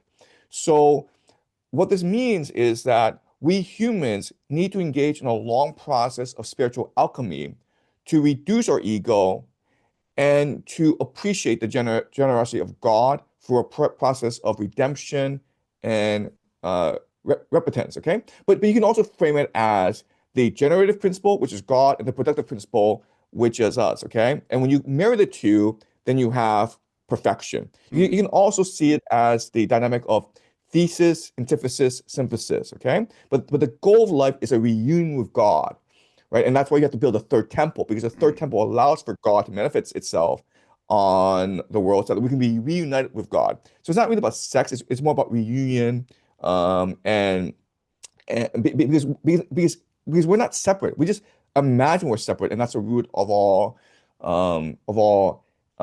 issues, right? So I think that's what's going on, where the Jewish people, the religious people are like, like how do we reunite with God?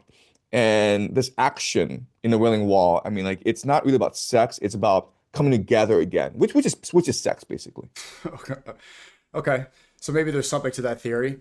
Now Netanyahu is bragging about something that you spelled out in your lectures, which is that Greater Israel, which was a conspiracy theory not too long ago, you were called anti-Semitic, is something that he seems like he's bragging about publicly in speeches, and that the Lebanon invasion is something that's going to spread and continue out throughout the Middle East. Can we expect this to happen in the near future? And how much of this blame is going to be placed on Netanyahu? Because I saw Tucker Carlson publish the BB Files documentary. I'm not sure if you've seen it yet, but a lot of the information in there was unimportant from my perspective. I think there were about 10 minutes that were important. In the BB Files, towards the end, they were spelling out how Netanyahu has a signed document that shows that he was the one directing the transactions from Qatar to Hamas. So essentially, he was funding both sides. This is something that you spell in your lectures, how both sides of a war are funded by the same people so that they can direct chaos and outrage and also profit off of it the most. Netanyahu essentially wanted Hamas to be causing chaos so that Gaza would eventually be destroyed. The hostages were not a main concern of his because he wanted to use the Hannibal Directive. He wanted to destroy it completely, which we now see this is happening. And I've seen a lot of Zionists try to say, oh, it's not all Israelis, it's just Netanyahu. It's not, don't be anti-Semitic, it's the Israeli government and it's specific people. The majority of Israelis hate Netanyahu, they protest him, they think he's a bad person. Ben Gvir was called a terrorist. He's the bad one, not all of us. What is the validity of that theory, and when can we see greater Israel? Right. So first of all, there's been a long relationship between Hamas and Netanyahu, right? So 1996, I believe it was 1996, okay, but I mean, you can fact check me. He was running for the first time to be prime minister. He was way behind the polls. And then Hamas launched a series of bus attacks in Israel.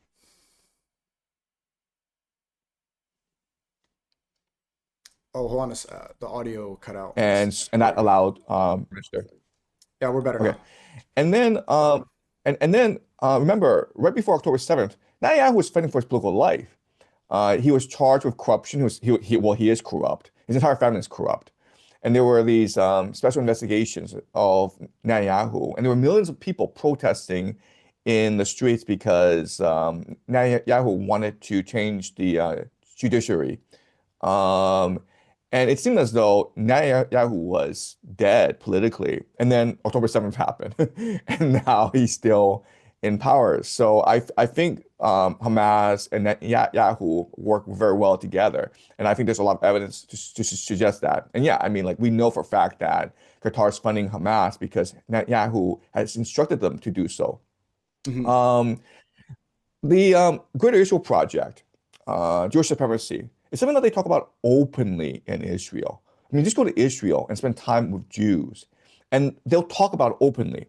And the reason why is that in the Jewish tradition, it doesn't matter what the rest of the world thinks. Who cares? What matters is their relationship with God. Okay, that's the only thing that matters.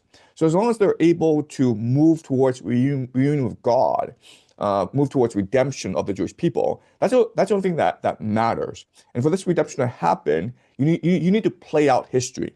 That requires the fulfillment of the Greater Israel Project and the building of the third temple, right? So the idea that this is Netanyahu is absurd. 80% of people support this war. 80% of Israelis support this war against Iran. And this Greater Israel Project is clearly the end goal. And this war in Iran is just a way to achieve this. Because think about what's happening in this war, where eventually the entire world's going to be drawn in. The GCC, Dubai, UAE, Saudi Arabia want this war to continue and want to fight Iran to the finish. And Iran can easily destroy the GCC, right? But once the GCC is destroyed, that clears a path for Israel. Turkey might be drawn into this war as well. And if Turkey is drawn into this war, then Iran can destroy it pretty easily. And then that's another domino that falls. So so this war ends, I think, when the United States is forced to retreat from the Middle East, and then Israel can achieve the Greater Israel Project. The UAE, I've seen some reports, I'm not sure how valid they are, that they are going to join Israel and fight Iran. A lot of people in the GCC, especially the Dubai influencers, they thought that this war was going to be over. They were saying it was going to be over in 24 hours. They were saying everybody's panicking. This outrage is unnecessary. What can we see now over a month into this war? You said that the GCC would never have the same reputation again. Is it really over for these people in the Gulf states? I think it's completely over. I think there's no hope. And I think, like, they're desperate. And that's why they want to end this war. You know, really strange, but like last week, I got an email from the Dubai government inviting me to speak at a conference in September. I'm like, why would I go, man? Are you guys gonna be around in September? But yeah, no, I think it's done. I think these things are mirages. I think they were artificial creations. I mean, the idea, I mean, like these are basically slave societies, right? Where you have the Emiratis doing nothing, they're on welfare. And then 90% of people do the work, but they're all expatriates. and it's a caste system where expatriates are given like these very lavish salaries, and then people from the third world, mainly Pakistan, India, Africa, are treated as slaves in that society. Yeah, I'm seeing the footage now. It's also, Bengalis are out there. They're finally able to go on the beach. And so you can see them, although these workers flooding through. Yeah. Actually, a mirage is the perfect analogy for it. A mirage is the idea of this fantasy land created in the middle of the desert. That's essentially what you could describe it as. I don't want to get banned by the UAE for insinuating that. So I'm not going to. But they are very strict about that. What about, I don't want to hold you up too much of your time. But with the professor conversation coming up from Mehdi Hasan, I think a lot of people are making the comparison between you and Jordan Peterson. I'm not sure if he's still on Daily Wire. Have you compared yourself, your careers to him? And what lessons can we learn? Because his reputation is not the same as it once was. He was very popular during the woke push from Larry Fink, as he's now admitted. But nowadays, he has a mental health problem. Which, I mean, you did admit that it was getting difficult for you in March. How could we learn from Jordan Peterson's career? I think that Jordan Peterson is a brilliant teacher, right? If you just go back and watch his UFT lectures, he had a way of engaging his students. He had a way of sharing himself that made him very charismatic. That made him an exemplar role model for young people. And if he just focused on that, I think he could have been a positive force in the world. But his mistake was this. His mistake was when he became popular, he monetized himself. So I think there's this clip of him talking about how much money he makes. And he's like, well, I make, $60,000. I'm just making this up, okay? But I'm saying I make $60,000 a week doing lectures. I make $20,000 a week doing book sales. I make $30,000 a week on Patreon. And like I know it's a lot of money and it's very tempting, but when you get seduced by that money, you have to sell your soul, I think. I think, you want to monetize to a certain extent, and I do monetize. I mean, like I don't monetize my YouTube, but I monetize my Substack, and that's a lot of money. It's nowhere near how much Jordan Peterson makes. I think the Daily Wire gave him $60 million for his IP, right? So that's a lot of money. But you have to remember that this is how they control you. This is how they get you with money, right? So remember, after October 7th, Netanyahu said, give them hell, Israel, right? So he came out vocally in support of Israel. And you shouldn't do that. I mean, you as a teacher, you want to maintain some impartiality. You want to maintain some distance. You want to maintain perspective. But he was taking so much money from these people that he felt that, okay, they're my friends, they're in trouble, I need to speak out. And then he got a lot of backlash for that. But that's how they get you. They get you through money, okay? So I don't monetize my YouTube. And everyone's like, you're insane. You could be generating a lot of money through YouTube and you do a great job on YouTube. So why not just take the cash and enjoy your life? And the answer is because I don't want them to control me, right? So it's a signaling mechanism where like, I'm telling them, I don't want to monetize my YouTube, so don't come talk to me. I'm gonna shut the door on you. The devil can only come in if you let him in. Okay? You have to invite the devil in. And I'm not gonna invite you guys in, so don't bother. Right? I don't care what you do to me, but I'm not gonna take your money. I'm not gonna make a deal with you. You're not gonna and like because what I care about is my soul. What I care about is being a teacher. And I think that's a mistake that Jordan Peterson made. And like quite honestly, once you make this mistake, you're stuck, man. You are now bought. And if you want to change the terms of the contract, if you want to be like, I'm sorry, this was not a good deal, I'll give back all your money. Well, certain things can happen to you. That was my favorite statement from the first interview we did, was that the real wealth is knowledge. Real wealth is not something not Rothschild goy bucks, as I like to say. It doesn't come from fame. It doesn't come from any of these worldly things. It comes from the pursuit of something greater, enlightenment, as you say. It's something that I think that is more important than ever to pursue right now, especially if the US dollar collapses, which right now the chairman of the Federal Reserve is saying that, look at the writing on the wall. This does not look good. The United States just hit $39 trillion in debt, and this system is only based off of our belief in it. It's only because we believe in this currency that it holds any weight, and people die trying to accomplish and trying to achieve this wealth, this money that literally means nothing besides the stock that we place into it with our own minds. And so being in control of your own mind is the most valuable thing we could do in terms of resistance and revolution. As long as you maintain true independence and you don't rely upon the state, especially when AI is replacing so much of that authority figure, they want to control what's in here. That this is what makes you who you are. That's your soul. So more than ever, that is important. Do you think your audience is predominantly young people? Because you always reiterate how important it is. Obviously, your classes, you teach a high school, but do you think that your influence is with the future? So I've looked at some analytics, and well, first of all, my audience is heavily skewed towards male, so about 90% male, 10% female. The other thing is that the demographic tends to be middle age, so maybe from like 35 to 45, most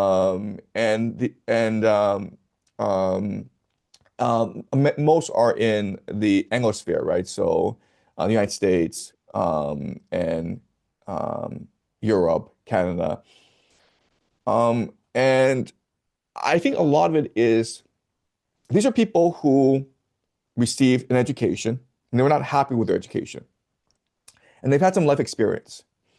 And they're confused by how the world works. And so when they watch my videos, it's almost like a confirmation or validation of their doubt in the world. But I think you need a certain knowledge set. I think you need a certain experience in order to appreciate my teachings. So I'll give an example where, like it's possible, like for one video, I have 2 million views. Okay, so there are 2 million people watching my videos. In my class, my high school class, there are 2 students, guys. Okay, like there are no students. So yeah, there are 2 students in my class because they're too young. They're like 18. They don't know anything. And they're happy-go-lucky. So most students find my class very depressing. But I feel as though that's what education is. Education is about self-annihilation in order to form a proper, more free understanding of how the world works. Basically destroy your brainwashing. Mm-hmm. So what should the future generations, what should we invest in? Say the American empire collapses. Do you recommend people like me, should we stay in America? Last time you said that Bitcoin and cryptocurrency was predominantly infiltrated by secret societies. I'm not trying to mischaracterize what you said, but essentially that crypto is not as reliable as many people believe. Where do you think, besides wealth and knowledge, where do you see the future for us? Look, I think for young people in their 20s, the best thing you can invest in right now are human relationships. So cook dinner together, right? Be generous to each other. Go out and hike together. It sounds kind of weird now, but I guarantee you, if you were to do this and just focus on building relationships, like building friendships, and focusing on emotional bonds with each other, this is going to be this will be the best investment you will make in the future world, because a new world is coming, and people are going to have to stick together in order to survive this world. It's entirely possible that we'll have to move out of the cities and go back to farming. It's entirely possible this happens. In which case, it's probably important to have a community of people that you trust, that you love, working together to grow food together, to support each other, to have families together. Yeah, establishing real relationships. It's something that since this war started, I can kind of relate to your apprehension to upload and the pursuit of travel and wanting to spend personal time and seeing how it could affect people around you. Because I've noticed, I'm not sure if you have, but you've done a great job. You don't attack anybody. People come at you and you don't really seem to respond. But since the war started, I've also been sleepless. Even like in this interview, I hardly been sleeping beforehand. I don't feel as sharp as I wanted to be or was in previous interviews with you. I've been editing too much and just looking at the news too much, interacting on Twitter too much. What have you realized is the way to stay away from that chaos, and what advice would you give to really be strong amidst all the craziness we see online? Right. So I think another mistake that Jordan Peterson made was too much online engagement, where he was actually responding to his critics on social media. And what you need to recognize is that most people are trolls. They're just trying to provoke a response from you. And like they're just trying to make you angry. And so my number one rule is do not respond online. If you want to have a conversation with me, let's do it in a conversation, right? A long form conversation where you're allowed to present your perspective and where I'm allowed to present my perspective. But like I don't be a keyboard warrior where I'm debating my critics online, because they would be much more effective at trolling me than I am them. So my number one rule is do not respond to social media. Like I receive social media and I look at comments now and then, but I don't read YouTube comments. My wife does. My wife reads YouTube comments. I do not read YouTube comments. Okay, so I apologize if I don't respond. Okay, and I try not to read comments. I just try to focus on being me. I try to focus on trying to form a coherent understanding and framework for the world. And I don't want to be disrupted by this. Okay, so I don't engage online, but I also don't engage offline as well. I don't go and give lectures. I don't go and meet fans. And like I'm sorry if I seem antisocial. But again, it's to protect my personal health, my mental health. It's to protect my family, and it's to ensure that I can be the best when I go teach in the classroom. That's a mindset that I need to definitely adapt. It's different because we grew up with social media, so that troll nature is pretty much ingrained in so many of it's ingrained in our DNA to be engaging, and I have to figure out. Yeah, I've always noticed that it's better when you're just creating. When you're producing Yes. and you're actively trying to make it better, that's when you're at your happiest, and that's when actually you are the best creator. As soon as you get involved in the cesspool, that's when your energy's pulled away and you're not making anything. You're just engaging and giving people attention, and all they really want is attention. It's extremely important, and you don't really seem like you have felt the temptations to get involved in that, which is definitely part of your success. So, I mean, the thing to know about me is that I've been famous before. People forget, but like I am China's like most famous educator, and so I get interviewed by New York Times, Wall Street Journal, BBC all the time.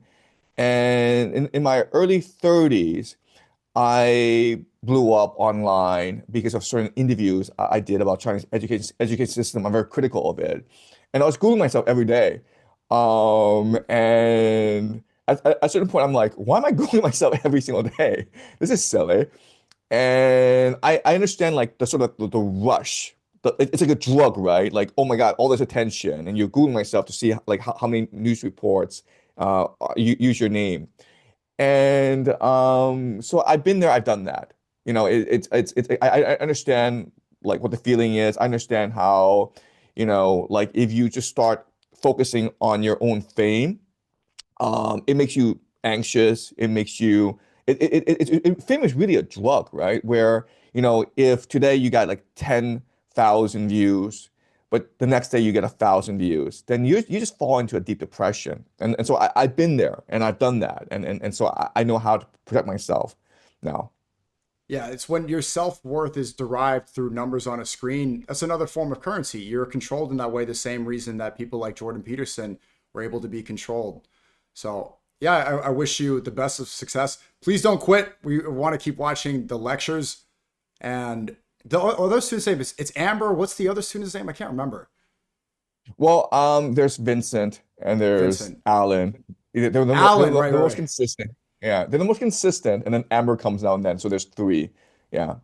So the conspiracy theory that you're speaking to an empty classroom, that's been debunked. You have videos where you can meet the students in the class and they are you They can ask see, questions, yeah, they do. and they do ask questions. Yeah, at the end of the class. Yeah. Sometimes you get annoyed with Vincent's questions. Sometimes Amber could read a little bit faster. Okay, if you could please ask her to read a little more a little more passion. When she's reading stuff about Yeah. Greek Empire and stuff, it's just a little too monotone for my taste, and I have to skip over and read it myself. But I look forward to it. I subscribe to your Substack. I highly recommend people subscribe to it. There's been great updates. I think you post there how often? Maybe twice, 3 times a week? I post once a week. So my Substack is different in that I try to post long form analysis of the war because, like people on Twitter and people get news. And what I'm trying to do is I'm trying to provide a deeper analysis of how to connect the current events together. I want to correct a mistake earlier. It is because I'm tired. I said Angel Jibril instead of Angel Iblis, but it was Jinn. It was a Jinn, not an angel. I've not been sleeping properly at all for like the past month. And last thing I just want to ask you, what sort of, I don't know, you probably hardly see my content. And I guess I did ask it, but do you have how do you think from your view, from Professor Jiang's view, that I could improve in this space? Yeah, I think like what would be really interesting is if like rather than doing like online interviews, you actually invited people and do like in-person conversations. You're all the way in That China. I- You're all the way to a different time zone. Well, we could meet somewhere, I mean, if you're ever traveling, I could meet you somewhere. But I'm saying like if you're able to talk to people in person, that I think is much more effective.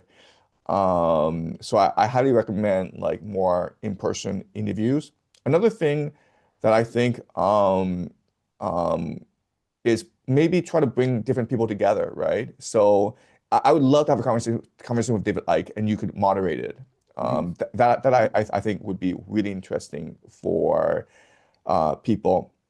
If that goes well, I'm also interested in talking to Alexander Dugin. I'm not sure if you know who he is, do. but he's Russian, and I'm very we're online friends, so I can arrange that very very easily. I don't know David Icke, and he hates me for whatever reason.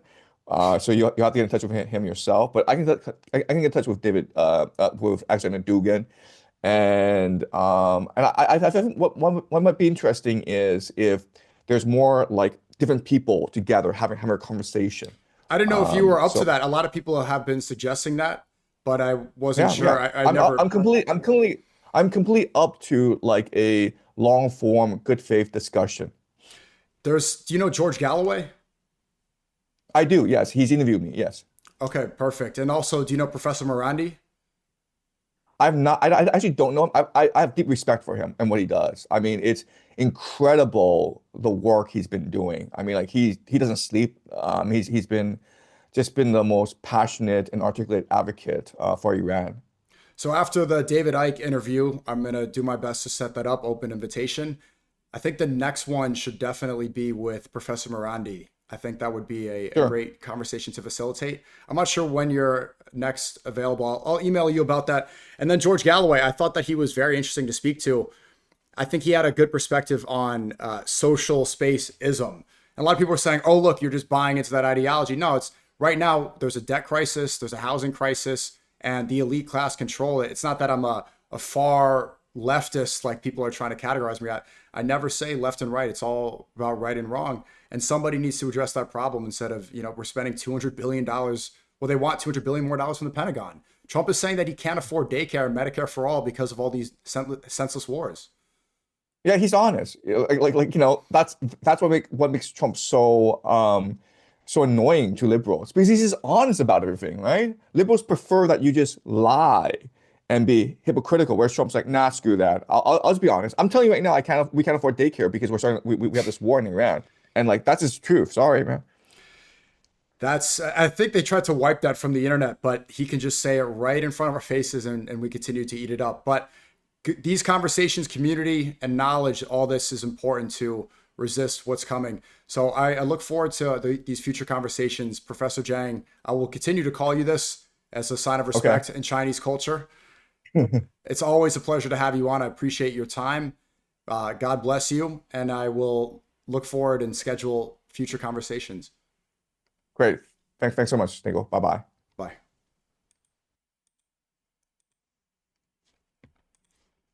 Great interview. Great interview.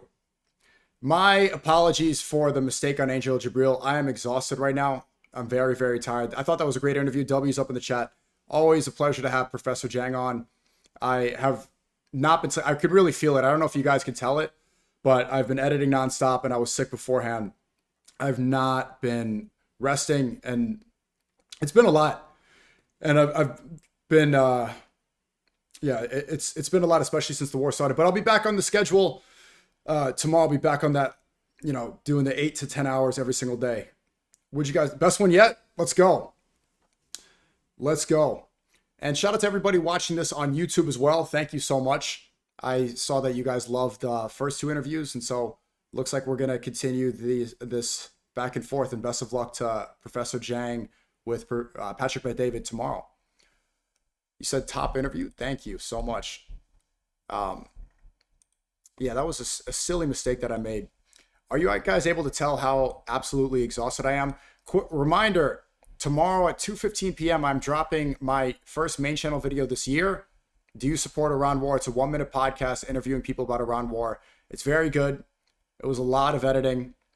I've also been spending a lot of time researching and reading. I've been trying to up my game. But at the same time, I've realized, I'm trying my best to bring unity right now. That's why I say things like Happy Easter. That's why I said Good Friday. I am trying. And it's what was an important takeaway from this conversation is just how much division is being spread right now.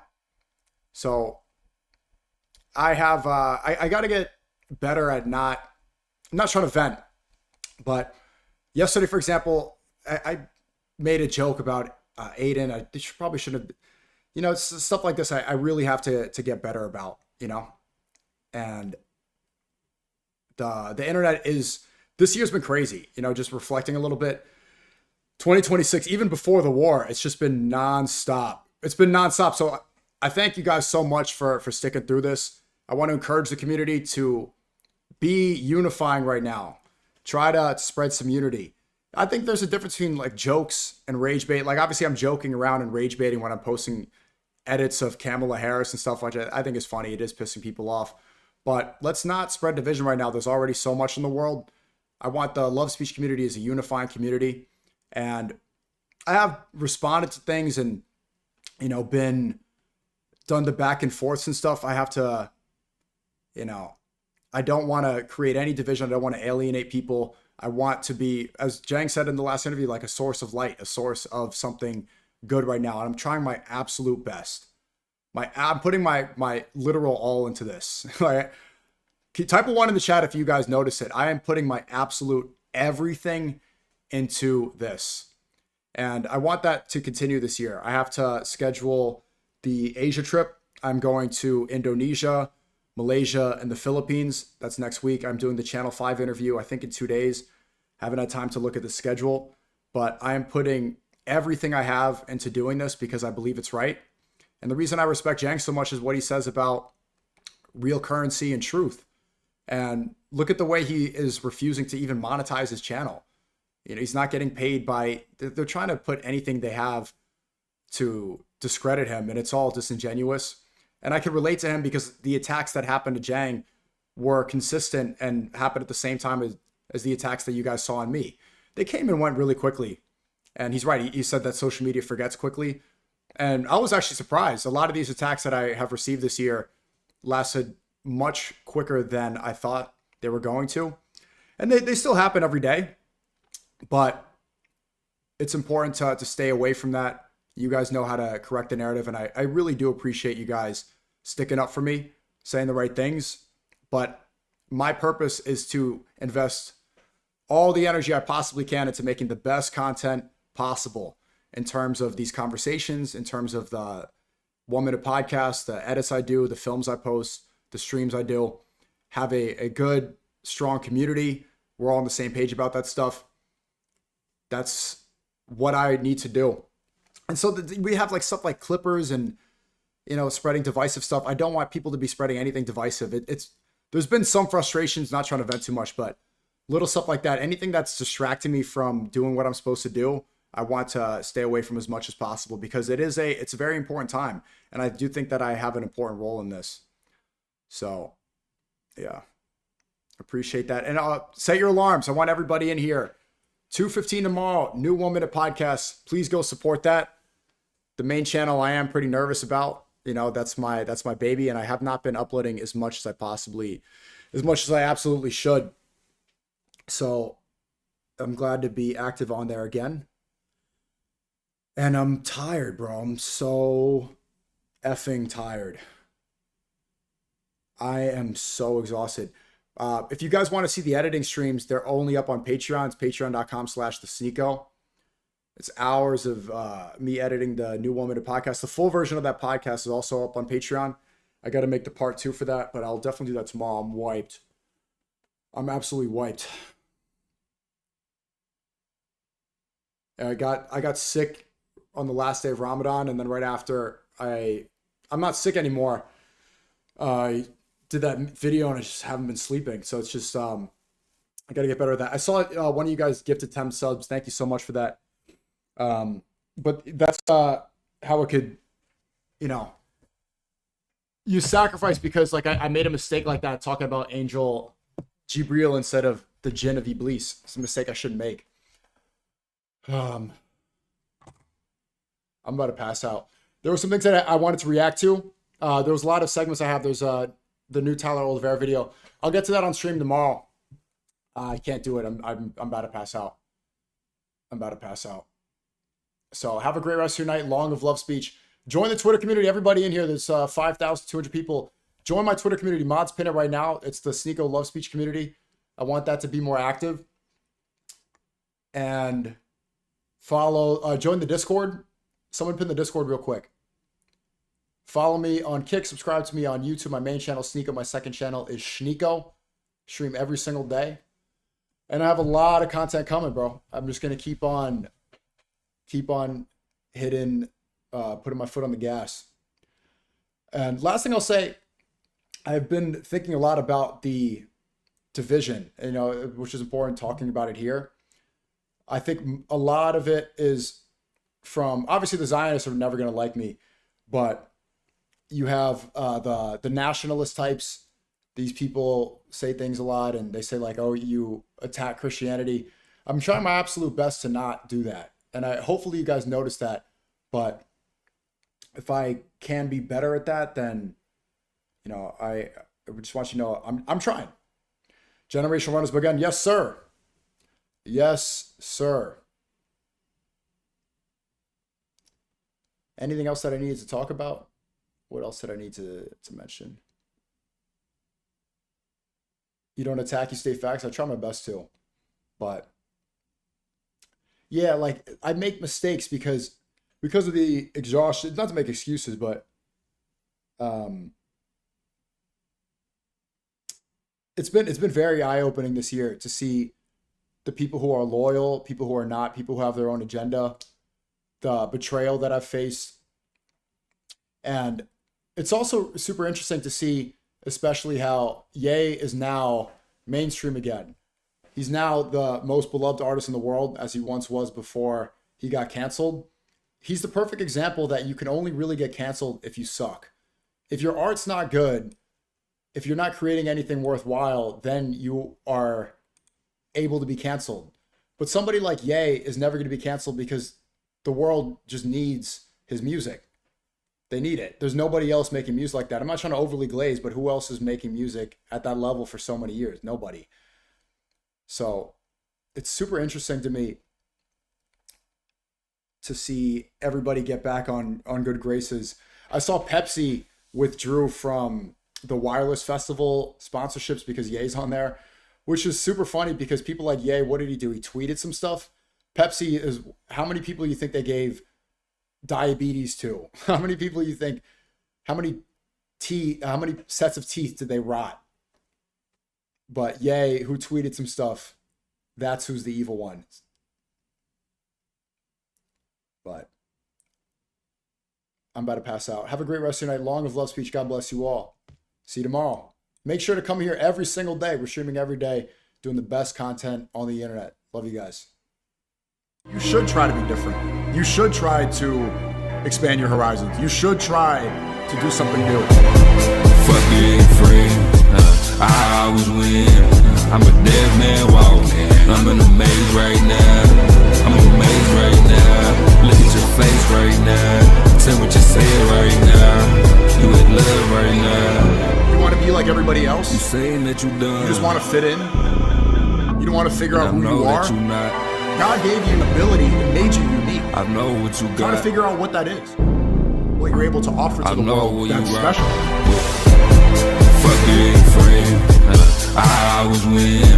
I'm a dead man walking. I'm in a maze right now.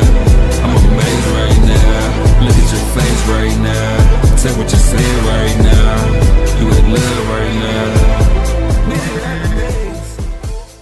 Humankind cannot gain anything without first giving something in return.